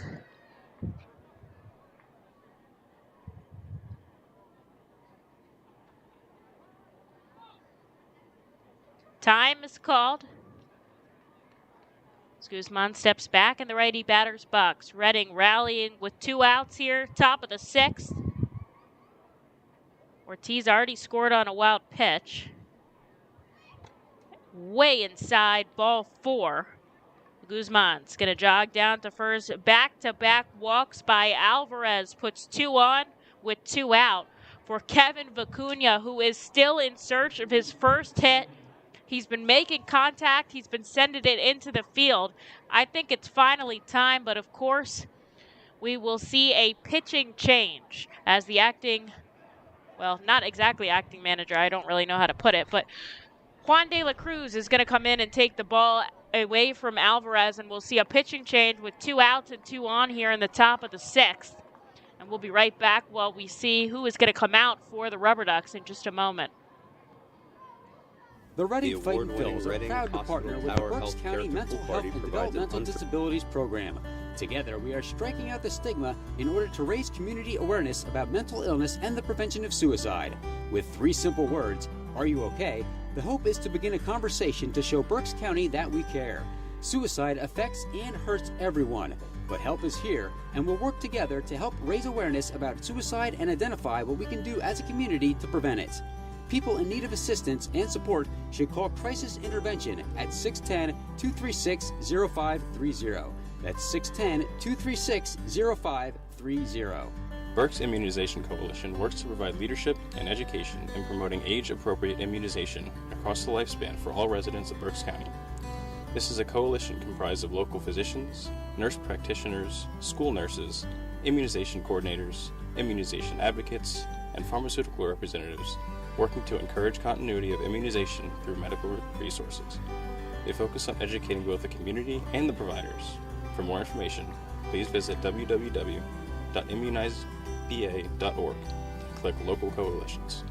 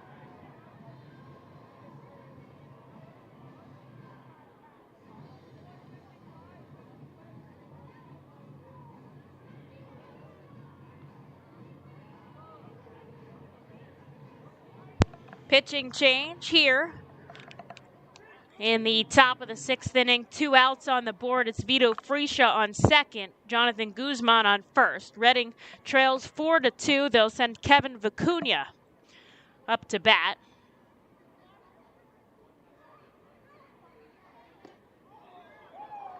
Vicuña takes a hefty strike number 1. Alvarez hands the ball over to Kyle Marmon. Marmon, a righty reliever, spent all of last season in Akron, and right after pitch number 1, there's a meeting at the mound. You just had a meeting at the mound. These runners belong to Alvarez, so Marmon just looking for the final out here in the top of the 6th, his series debut. The righty kicks and fires to Vicuña. Pops it foul, down 0-2.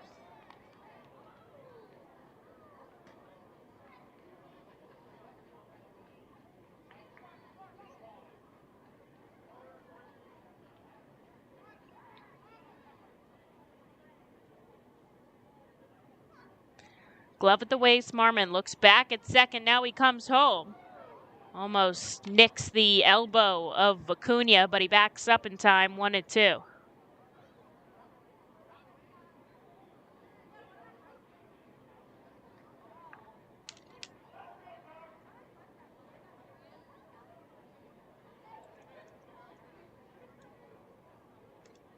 Here's the pitch, Vicuña into the gap. He gets his first hit, he'll get an RBI. Coming around to score is Vito Freesia. The play at the plate, he's saved. And Vicuña makes his way to second. The dugout erupts. And what a play there as Reading makes it 4-3. Guzman makes his way to third. And Reading still has two in scoring position here for Jack Conley. Vicuña coming up clutch for his first hit of the season. I think it'll go in as a single and then advanced on the throw.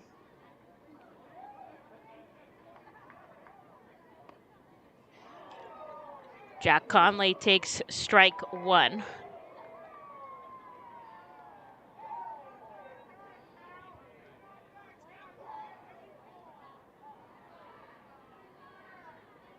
Reading has put on 2 runs here in the top of the 6th, looking for one more to tie it up. As Conley holds off on a pitch down and away. Guzman, a quick runner, is on third, and that'll be a big opportunity for him to try to come home. We already had Ortiz score on a wild pitch to start off this inning. Quite possible to see another one like that.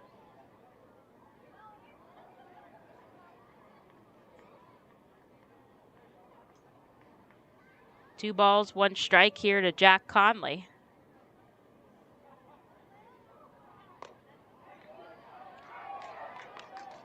Pitch comes in at the letters.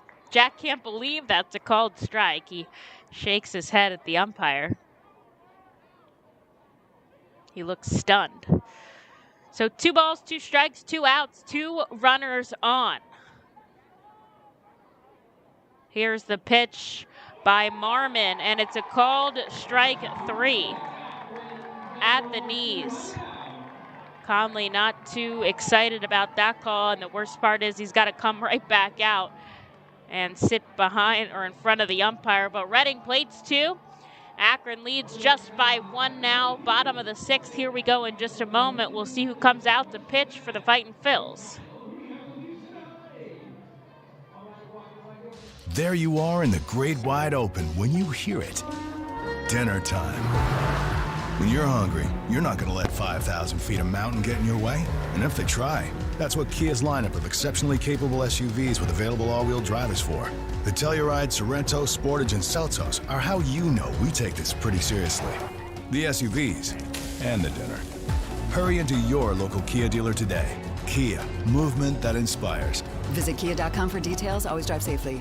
Feasers Incorporated, a family-owned, full-line food service distributor located in central Pennsylvania. Services restaurants, sporting facilities, theme amusement parks, healthcare facilities, educational facilities, and other institutions throughout Pennsylvania and the Mid-Atlantic region. For over 100 years, Feasers and its employees have committed themselves to making customer service their highest priority. Feasers works hard to provide customers with the products they require, delivered by their helpful fleet drivers. Feasers is large enough to serve and small enough to care. For more information, call 800-326-2828 or Feasers.com.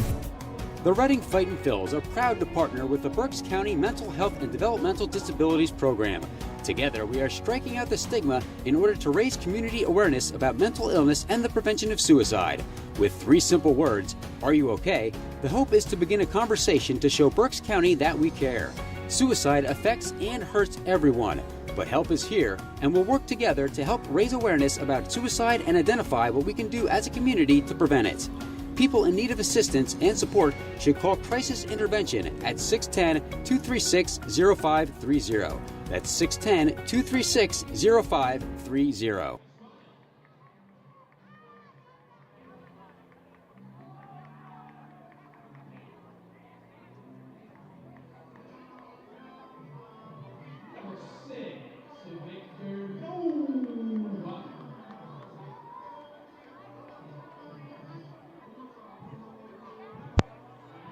Eric Miller comes out for another inning of work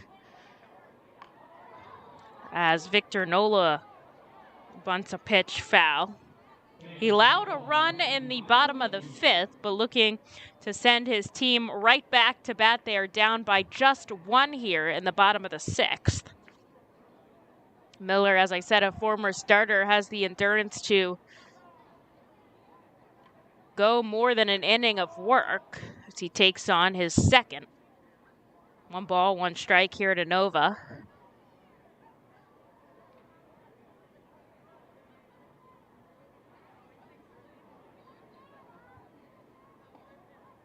And he comes down the middle for strike 2. I'm told it is very cold in the stands right now, cold and windy. And you can see in both of the dugouts, lots of winter coats and gloves by those not on the field right now, as Miller misses down and away. And I can imagine how hard it is to grip the bat and the ball in these conditions. I mean, when we were playing in Reading, it was very cold there as well, and the guys mentioned that it's just an added layer of difficulty. As Miller sends home the 2-2, it's going to hit the roof. And it falls back down into the stands. Little kid with a glove looking for it.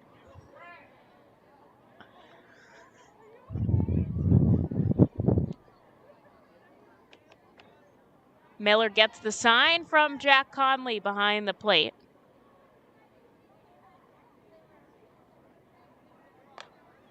And he gets a punch out. A big strike 3 to ring up Victor Nova for out number 1 of the bottom of the 6th. That's Miller's second strikeout.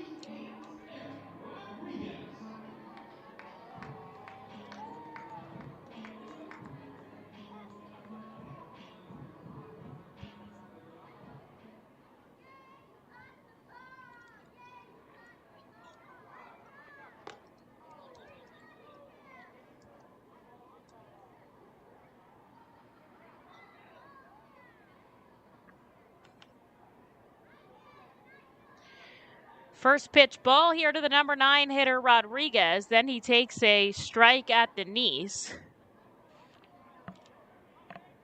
Reading 3 runs on 5 hits. Akron 4 runs on 7 hits. Nobody has made an error in the field.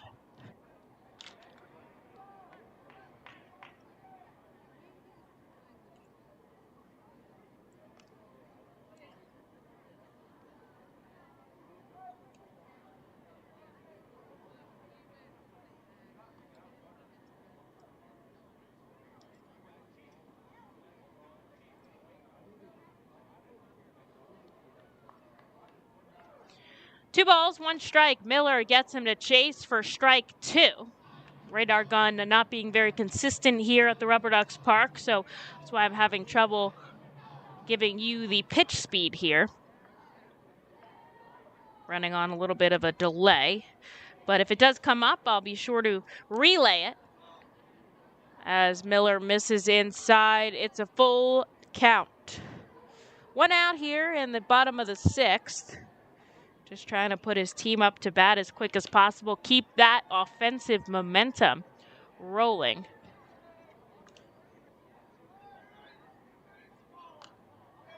And there is another foul ball.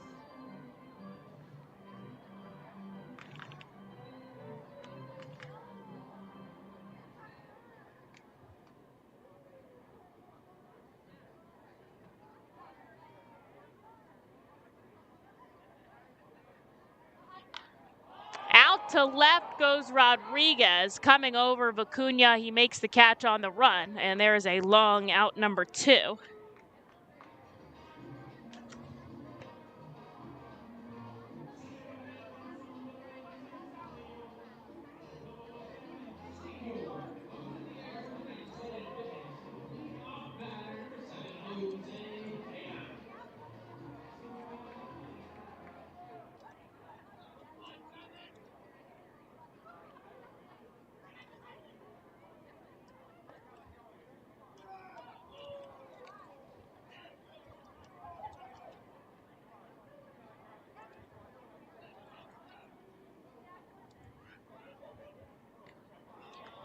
Tana takes a quick 2 strikes from Eric Miller, and he's 1 strike away from getting out of this frame cleanly. Comes home upstairs. And there's ball one. The official attendance here at tonight's game, 1,723, so ticked it up a little bit from yesterday's game. And a drop third strike by Conley gets the job done as he places the tag, and that'll do it. Eric Miller sits 3 down straight, and Reading gets right back up to bat, down by 1 in the top of the 7th. Join us as we celebrate Reading's Hispanic and Latino culture during 12 Friday home games this season. With Savage 61 Fiesta Fridays presented by eXp Realty, Breakthrough Beverage, Humane Pennsylvania, Origlio Beverage, and Mal Beer. Fiesta Fridays feature special Los Luchador de Reading uniforms, Hispanic and Latino food and music, and other cultural elements throughout the ballpark. Get your tickets now by calling 610-370-BALL or visiting us at the Weidenhammer ticket office at First Energy Stadium. ROG Orthodontics is the proud official partner of the ROG Orthodontics Fightin' Phil's Kids Club. Join today at Fightins.com to get your free ROG Orthodontics Kids Club t-shirt and visit FantasticSmiles.com for more information on why ROG Orthodontics is voted #1 in Berks and Monco. ROG Orthodontics and the Fightin' Phils, 2 great hometown partners. Savage Auto Group is a proud sponsor of Fiesta Fridays. Enjoy an Art Phil's game, great food, music, and entertainment. The team will play in their Los Luchadores de Reading Latino tribute uniforms. Visit Timmy Profit and Savage Auto Group, Pennsylvania's most awarded dealership for all your automotive needs.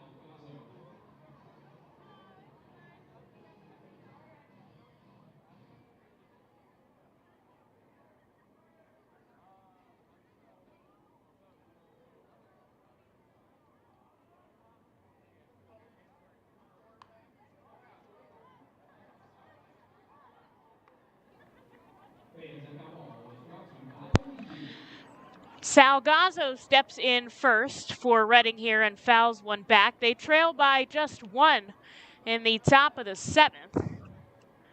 But they're coming back. They put 2 on in the 6th, and then Eric Miller set them down in order. Kyle Marmon, who got the final out of the 6th, up to bat.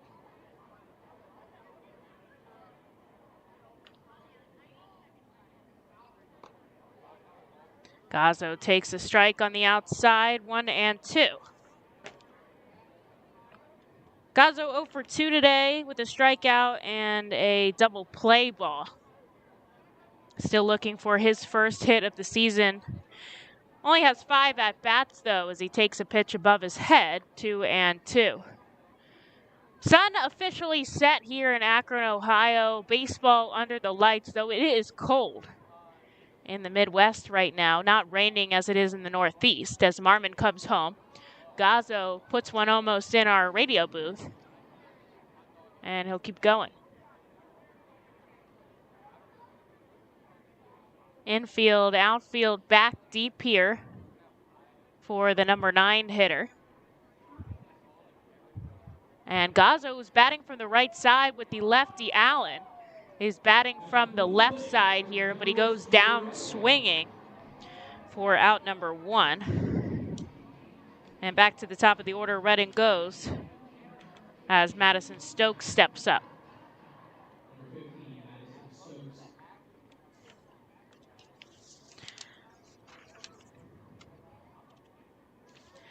Marmon, a righty, was coming out for his second appearance of the season. He had 1 inning against Erie, just struck out 2, was scoreless. Last summer pretty much spent the whole season in Double-A except for his stint on the injured list with hip soreness. but healthy this summer for Akron as Stokes grabs a hold of this one, lines it over the shortstop and into the outfield. And Reading will have the tying run on first with just one away. And who else would you want at the plate but Logan O'Hoppe?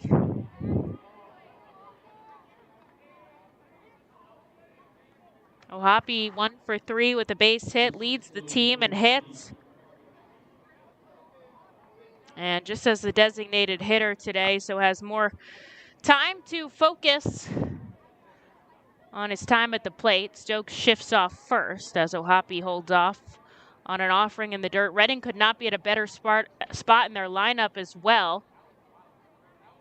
The heart of the order coming up here. Stokes looking for second. O'Hoppe goes fishing and comes up with nothing for strike one.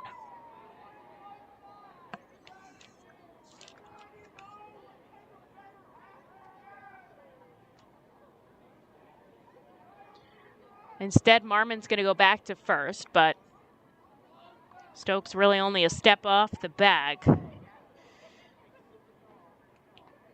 Reading has stolen 3 bases this season. Ortiz, Acuna, and O'Hoppe earlier in this game. Stokes has the speed, but O'Hoppe hits this on the left side. It's bobbled by Tana, and O'Hoppe safe at first. That could have been 2. Instead, it's none. And what a hustle by Logan to run that out down to first as Tana picked it up and threw it over, but it just wasn't in time. And Reading has something brewing here in the top of the 7th.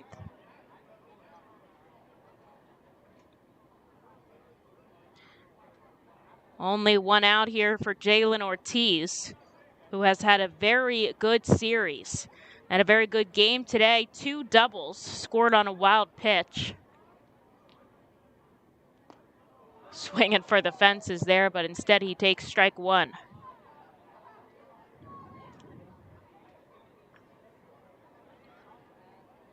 Sean Williams waiting to send his runners home in that crouched position facing the outfield, keeping his eye on where this ball lands from Ortiz.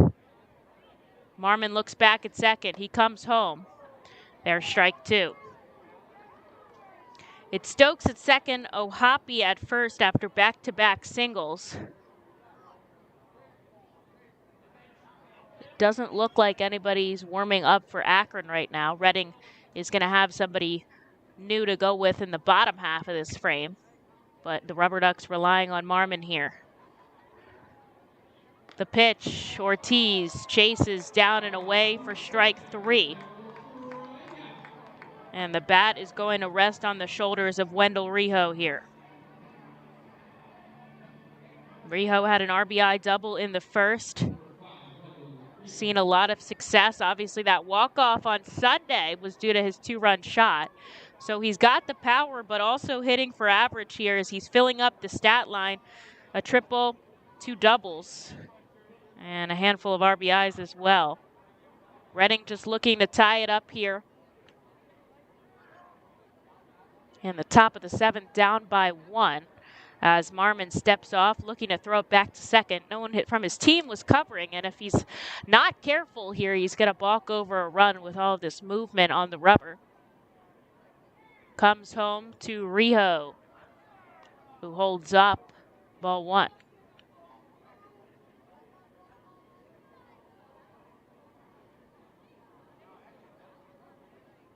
Series tied 1 apiece. Akron took Tuesday's game 5-4. Reading won yesterday 3-1, a pretty dominant win. Marmon deals up top, ball 2.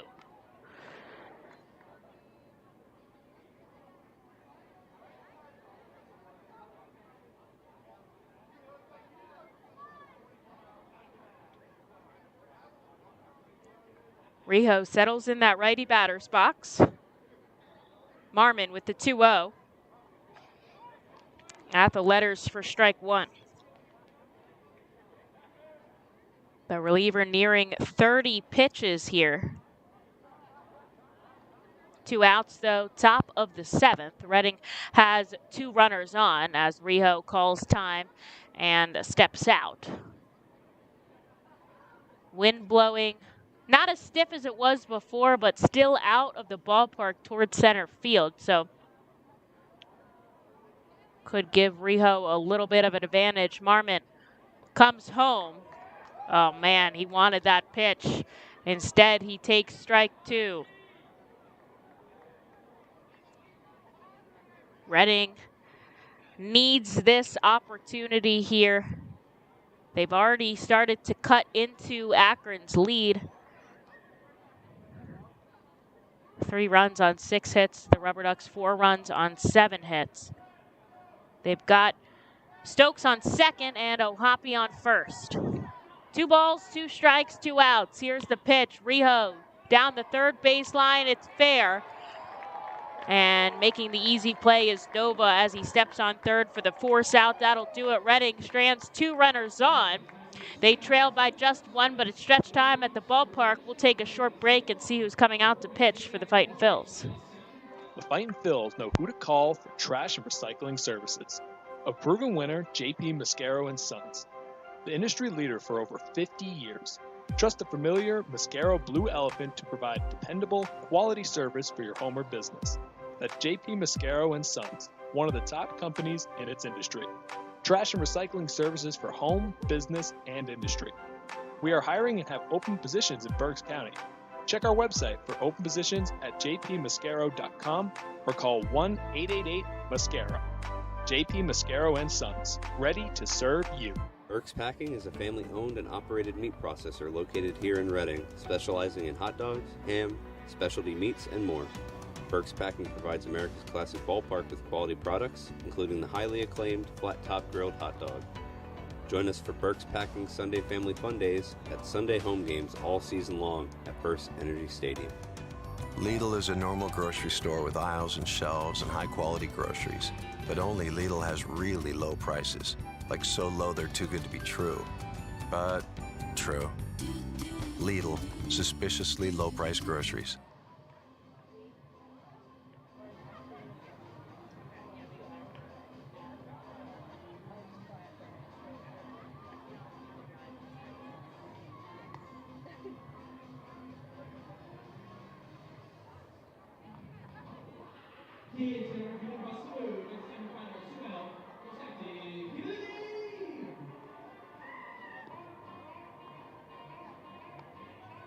Congratulations, you are super most active.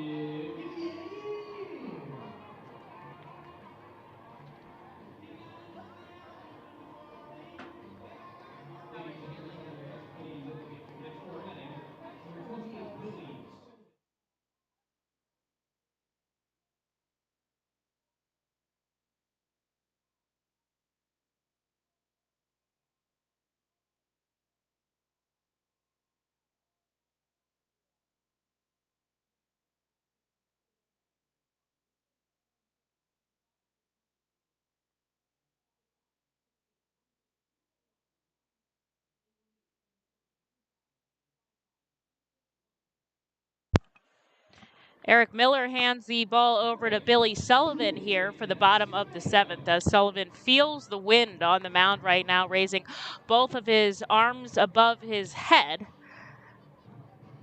He'll start off with Julian Escobado. Obviously Reading down 4-3 right now, just wants to keep his team in this game. We saw Sullivan once against Somerset as the righty threw an inning of work, allowed 1 hit and 1 strikeout, so 1 for 1 in scoreless appearances right now. Misses back-to-back balls. He's got a birthday coming up. He will turn 23 on Saturday. A couple of April birthdays on the team coming up. The righty deals. Ground ball, slow roller to Gazzo. Gobbles it up onto first. There's 1.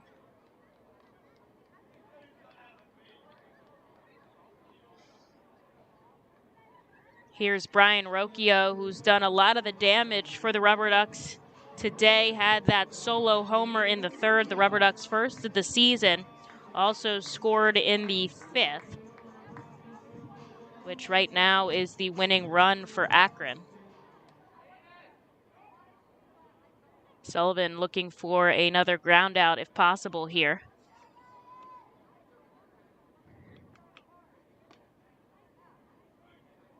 Back foot slider misses for ball one.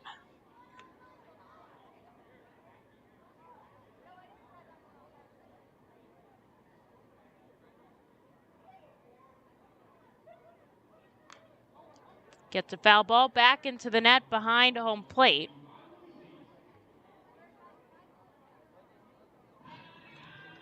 Checking in around the rest of the system, Philadelphia still trails Miami 4-1.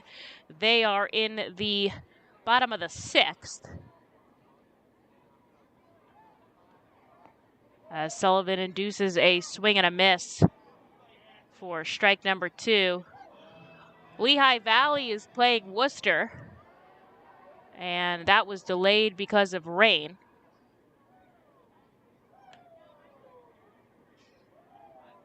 We'll see if they ended up canceling that if my internet chooses to load. Sullivan sends a ball upstairs, and they did end up postponing that game. So they'll end up having to play a doubleheader tomorrow, beginning at 4:05. Jersey Shore, of course, already postponed at Brooklyn, as Sullivan gets another foul ball, and the count will stay 2-2.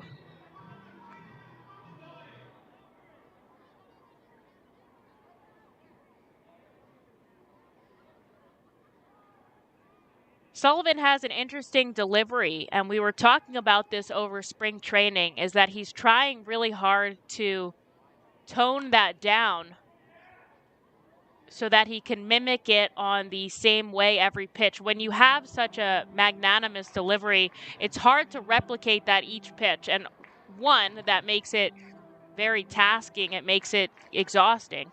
And two, anytime that you change it up, it could give a tip-off to a batter about what you're about to throw. And also, it's just very hard to repeat, and that doesn't always lead to the same result. So he's looking for consistency here as he gets Rocchio to check his swing, but he doesn't go around. Full count now. And the consistency, he hopes, will lead him to better results. Had a really good spring training. Feels healthy after that shoulder inflammation and right bicep strain last season. But he's doing really well here coming out of spring training and looking to ride that throughout the season. The payoff pitch in the dirt, ball 4. And that will send Rocchio down to first with the heavy hitter Will Brennan up to bat.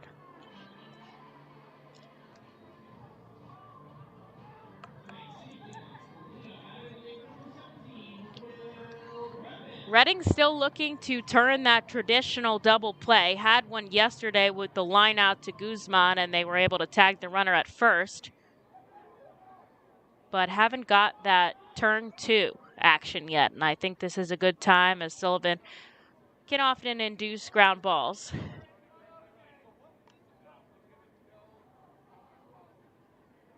Sends a first pitch below the knees to Brennan.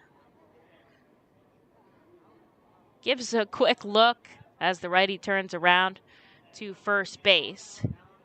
Instead, he's going to come home outside. Tomorrow's game, a 7:05 start here at Canal Park before playing a doubleheader on Saturday. Off day on Sunday for Easter Sunday.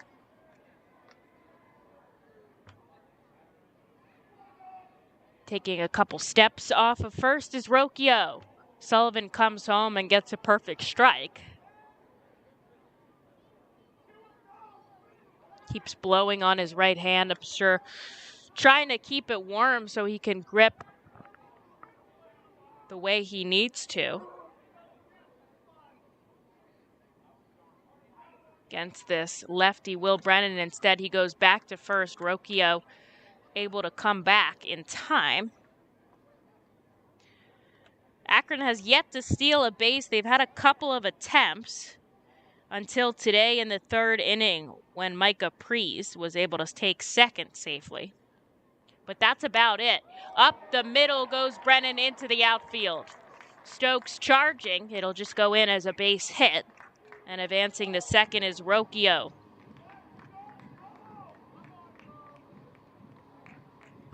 Bo Naylor will come up with 2 on and just 1 out.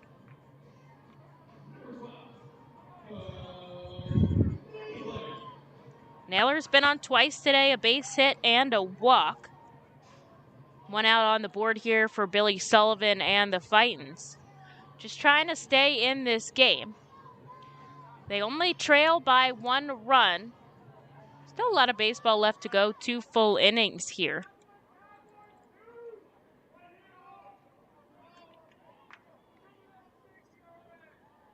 With the lefty bat, Guzman's going to be keeping an eye on Rocchio out at second.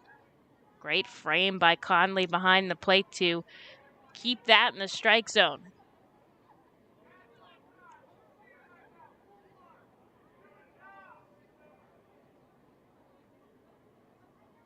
Sullivan focused on the batter here, turns back, looks at second. Now he comes home. Foul ball, strike 2.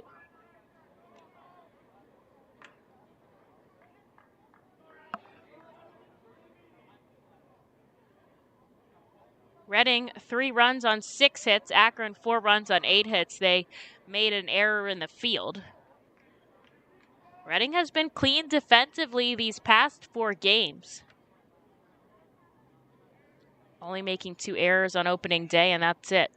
Sullivan looks back at second. Now he comes home, and a called strike 3 as Manzuk punches out Bo Naylor for a big out number 2 here for Billy Sullivan. He's been calling that outside strike all day, and he's been consistent for both teams.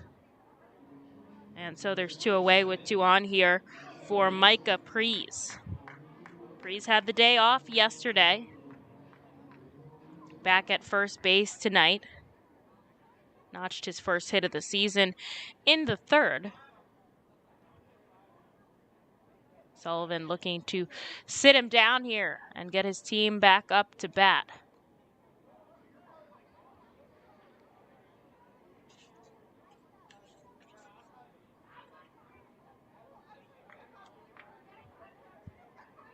Sullivan rotates back towards center field. Then he turns his head, comes home, ground ball right to Guzman. He'll go over to first. Frisch's there, and that'll do it. Sullivan strands 2 runners on the base pass. Reading trails by 1. Top of the 8th we go in just a second. Gear up for Fightin' Phil's season. Visit the Brentwood Industries Fightin' Phil's team store at First Energy Stadium, or check out our online store 24 hours a day, 7 days a week at rphils.com/shop. We have a wide variety of Fightin' Phil's hats, t-shirts, kids apparel, and more. Looking for something new? Check out our latest selections of Los Luchadores de Reading and Reading Hot Dogs gear, plus throwback, black, R-Train, R-Phil's attire. Root for your Fightins in style. Stop by the Brentwood Industries Fightins team store or rphils.com/shop.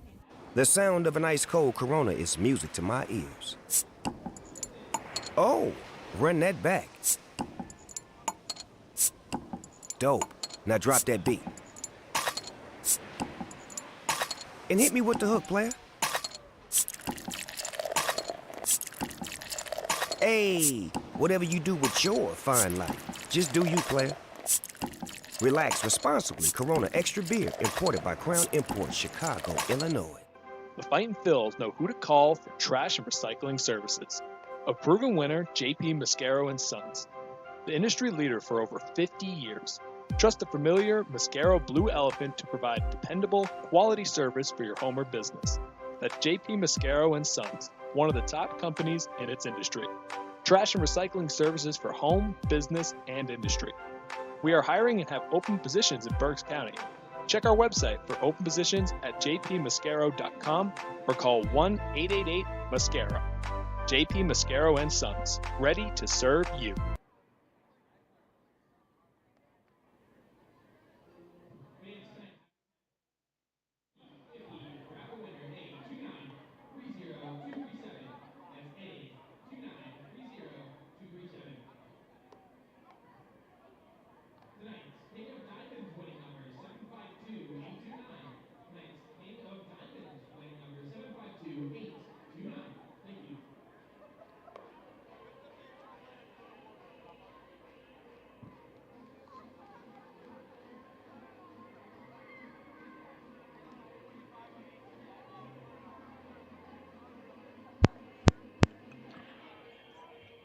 Akron makes a pitching change here in the top of the 8th inning. Reading down 4-3.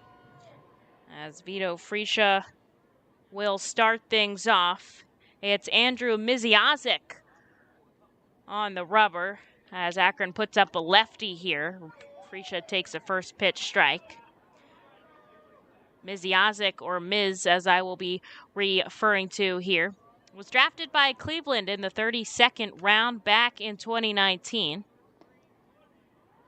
Got a little bit of playing time that season, but this is his second full season with the Guardians affiliate as Fresia takes a ball. Here's the 1-1. A strike at the knees. Miziazik spent most of the season last year with Low A Lynchburg, so seeing a big jump here this summer. Had 2 clean innings in the series against Erie. Struck out 2. And he throws pretty hard. He's got a good fastball velocity as Vito Fresia cannot believe that that is strike 3. And to be honest, we've seen the stress on both sides today with this umpiring. No side seems happy with it. I think for the most part, Manzik seems consistent, and it looks like hitting coach Tyler Henson is getting ejected as he's having a huge problem with Manzuk's calls today. And he comes out of the dugout now. He's already been ejected, so you might as well just keep arguing, to be honest. This will be our first ejection of the season as he gets in towards Manzuk. Fresia's tall. Fresia is 6'5" here, and that was well below his knees, and that's really what Henson is arguing here as Fresia's frustrated about the call in the dugout. And his hitting coach goes to bat for him, literally, and he'll get the ejection as he heads into the dugout for the rest of the night. And you know what? You've got to see that from your coaching staff. They stand up for you in moments like that. 1, because you don't want to get ejected from the game, and 2, just to show that they've got your back there on the call. As Guzman takes strike 1. So 1 out on the board here for Miz. Ground ball by Guzman. It gets in the hole. And Reading will have a runner on with 1 out.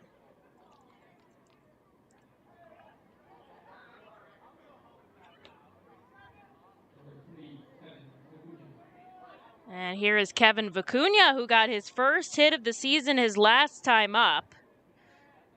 And it was a good one. It was an RBI single to get us within 1 run of Akron here.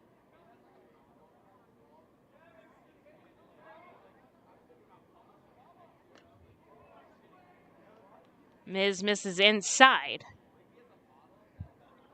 Guzman's got some wheels on him. He hasn't tried to take a base yet. I think this could be the time. With Reading down by just 1 run, they are starting to run out of time. 4 outs to go here in this ball game. The lefty looks over at Guzman, comes outside. Vicuña thought about it, but he holds off.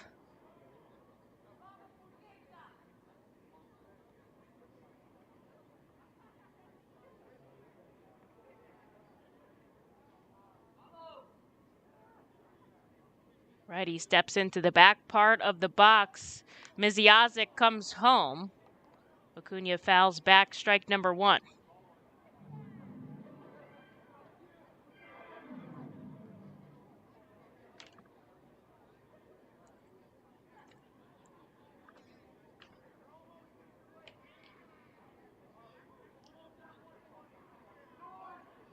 Leans over, gets the sign from his catcher. Instead, he goes over to first. Priest didn't even have his foot on the bag to tag Guzman. Lefty has a good vantage point of first base, though.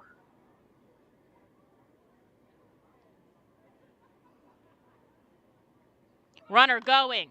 Popped up. It's going to be in foul territory.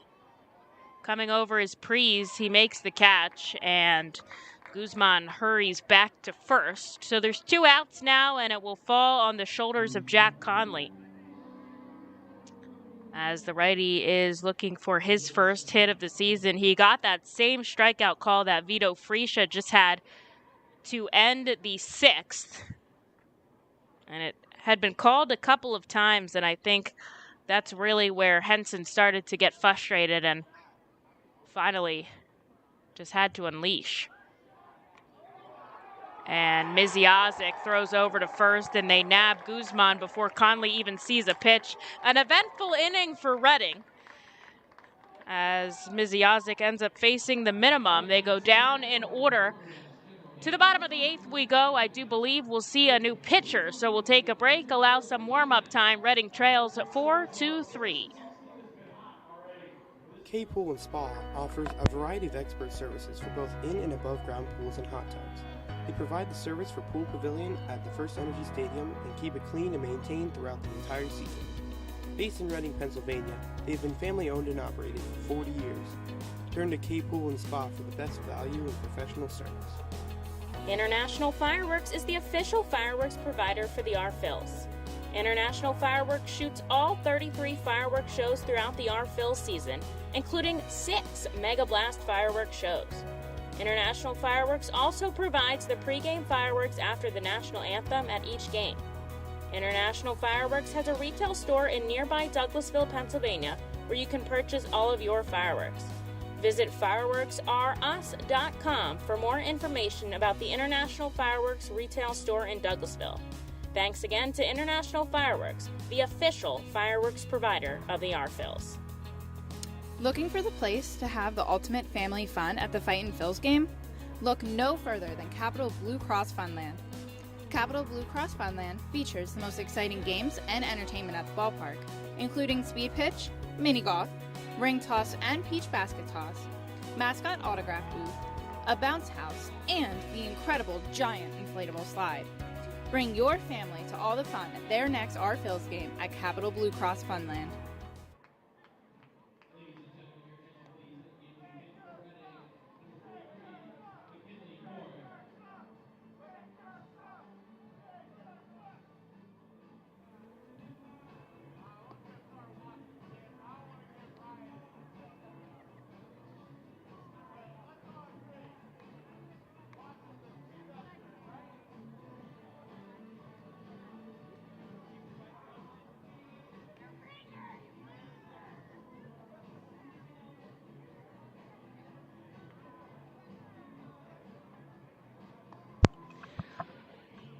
The Fightins will go with McKinley Moore for the bottom of the 8th inning.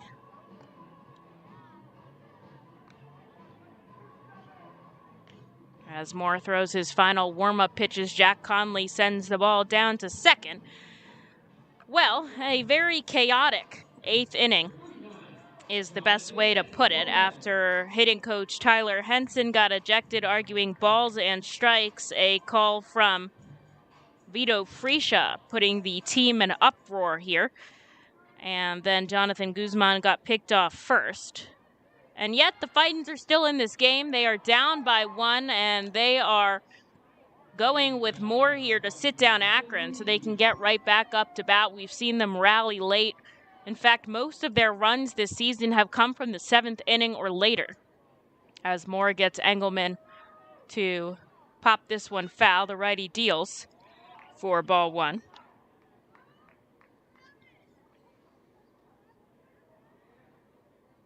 I would imagine Henson's listening to the MILB TV stream so he can see the footage in the clubhouse. But if you're listening to us, hello. As Moore comes inside. 2 balls, 1 strike.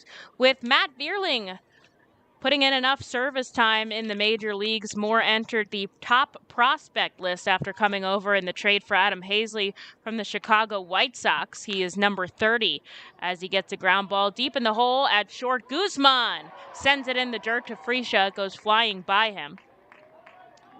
Great backup by Salgazzo to field that. Jack Conley hustled down there as well. And so a runner safe on first with nobody out.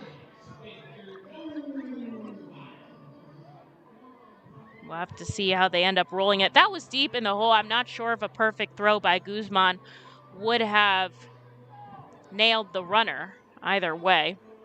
There's one on first with nobody out here for the lefty Victor Nova.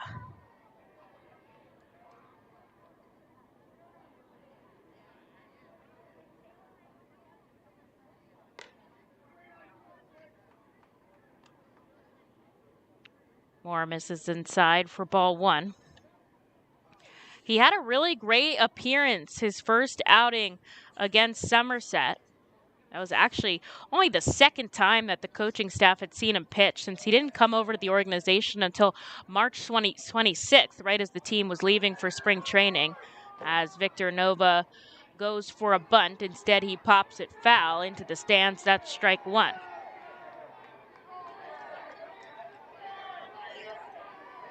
A lot of jeering going on in the crowd here as a fan is told to give the ball to a little kid. And he does. Love to see that. Moore turns his back and comes home to Victor Nova, who goes for a bunt. Everybody goes in for it. Moore makes the catch on the fly and throws it down to first for out number one.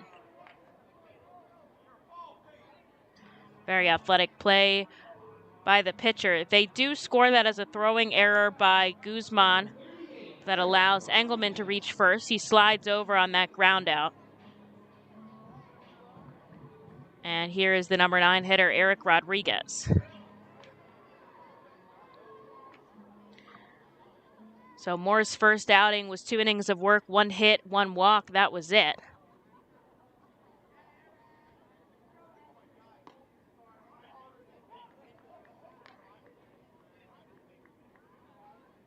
Sends a first pitch strike into Eric Rodriguez.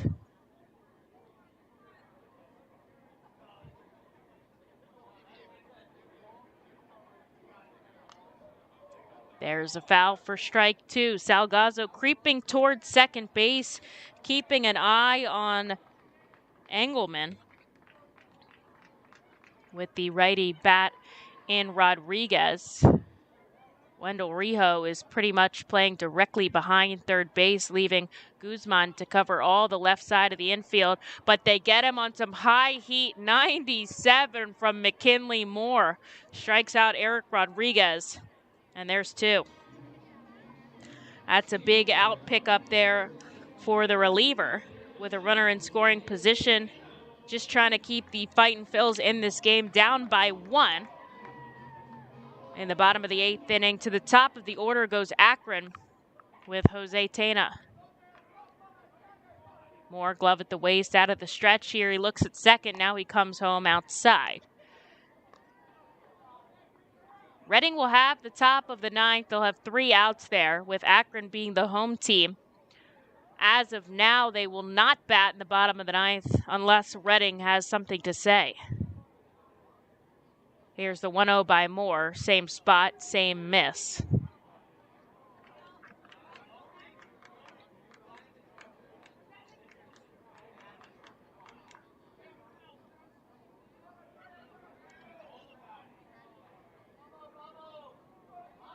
Here's the 2-0. Downstairs 3-0. Tana was on base in the first, ended up scoring Akron's first run of the day.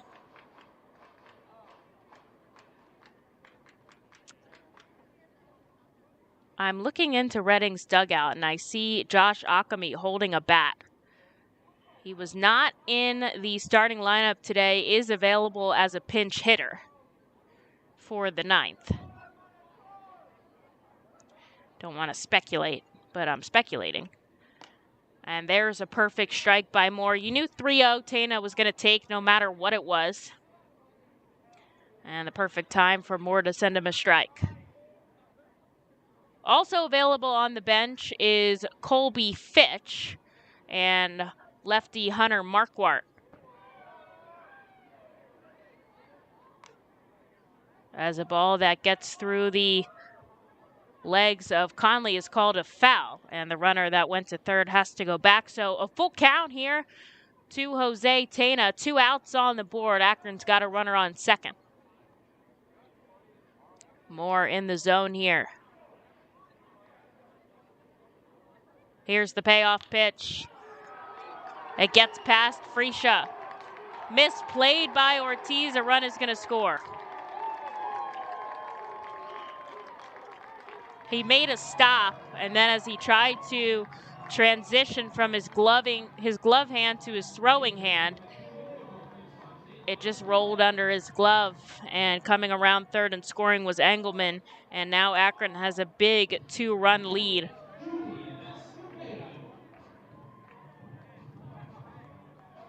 I think it'll be a base hit by Tana and then scoring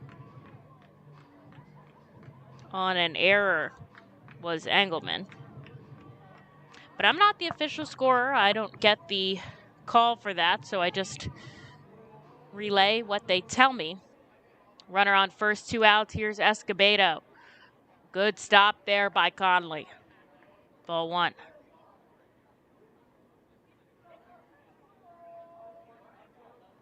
Well, they're just going to go with a single there right now. That allowed the run to score. I guess since he was on second, that'll make sense. Moore misses inside, 2-0. Conley is going to call time. He's going to jog out to the mound as Moore steps off, stretching behind the mound. Conley comes up. Have a little chat. No visit from anybody else here as the battery discusses. Trying to get the final out here in the second. We'll take a moment to check on the Phillies game as they've come back down by just 1 here in the bottom of the 8th. It was Bryce Harper who sent a ball into right field to score Matt Vierling and JT Realmuto. 2-run double. Runner going. Moore comes home. Conley throws down the tag by Guzman. And the slide from Tana knocked the ball out of his hand. Sitting down by second base. And he seems okay. Hobbling. But okay. And so a stolen base by Tana makes 2 for the RubberDucks in this contest. And that was ball number 3 to Escobado. Moore looks back on second. Now he comes home. And there's ball 4. So the stolen base doesn't really make a difference at that point. And with 2 on and 2 out, here's Brian Rocchio. And now we're going to see a visit from the pitching coach, Matt Hockenberry, as he jogs down to the mound. Conley's going to come back out.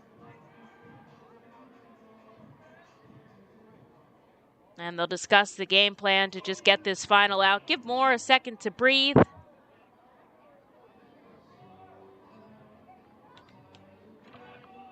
First time seeing this Akron lineup here.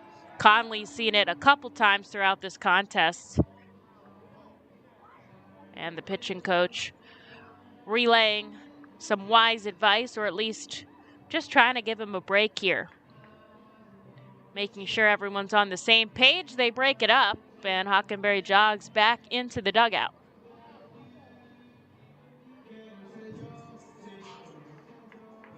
Always wish I knew what they were saying down there. And here is Brian Rocchio. A big moment for the Fightin' Phils pitching staff to try to keep this game within reach. In the bottom of the 8th, Akron leads 5-3.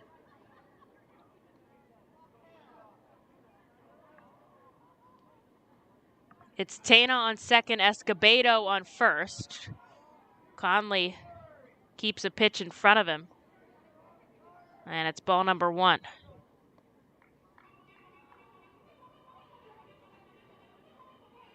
Righty on lefty matchup. Rocchio has been on 3 times today. He had that home run back in the 3rd.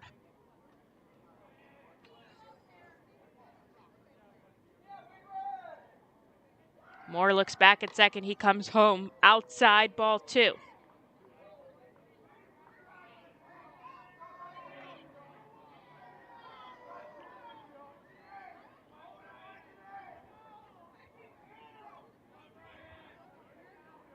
Reading is going to go with more to get them out of this. Inside, a called strike at the knees. Manzuk has been calling that ball down low, or calling that pitch down low, I should say, a strike all night. And continues there with the 2-1 count here to Rocchio. Moore sets up, glove at the waist. The relief pitcher comes home, a little bit low for ball 3. He does have an open base here. Obviously, he doesn't want to load them or face the cleanup hitter, Will Brennan. Wants to get this settled here and now.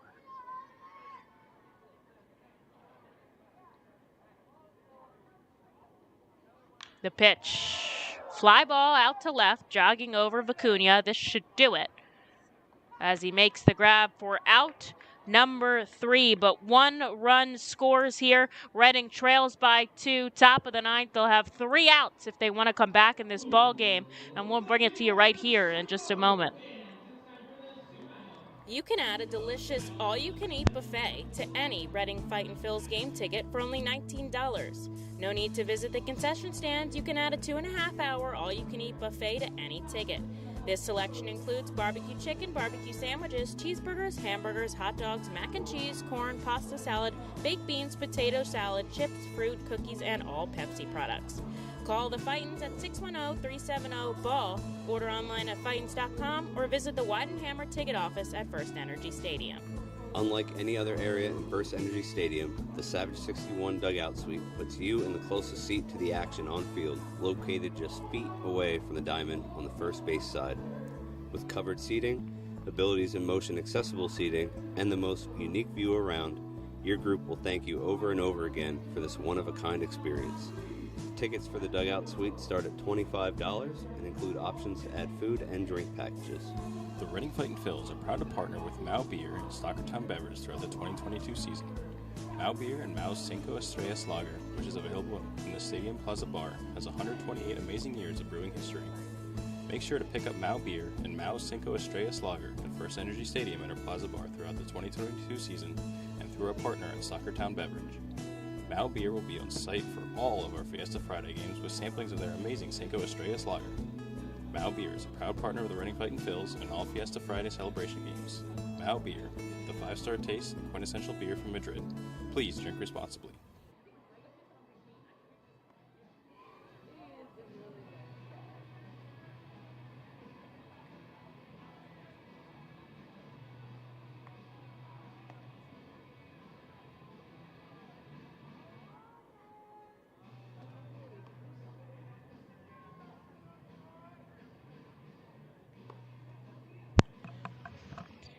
Akron goes with their closer, Nick Enright, here for the top of the 9th. Reading trails by 2 after Mckinley Moore let up a run in the bottom of the 8th.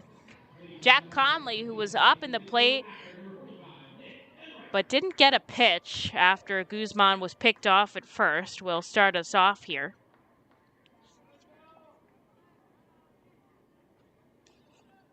Enright with a big windup and throw. Conley backed out, but it's a called strike.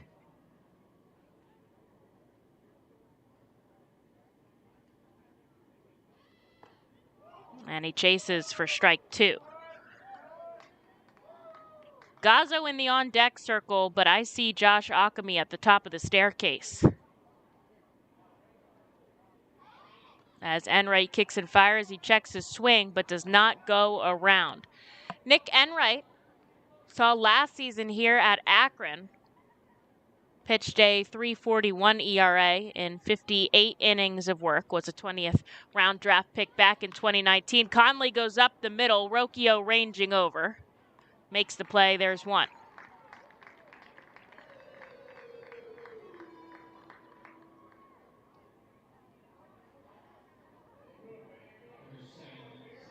And here is Sal Gazzo.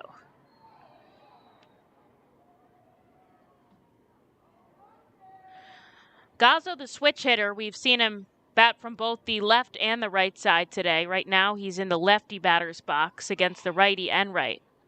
Takes a first pitch strike.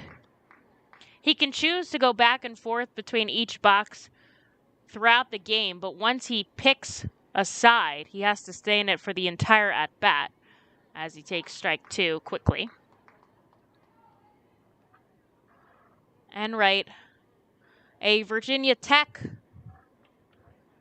native, Henrico, Virginia, his birthplace, as Gazzo chases some high heat for strike 3. And out number 2 here, Reading down to their final out as they go back to the top of the order. It's on Madison Stokes.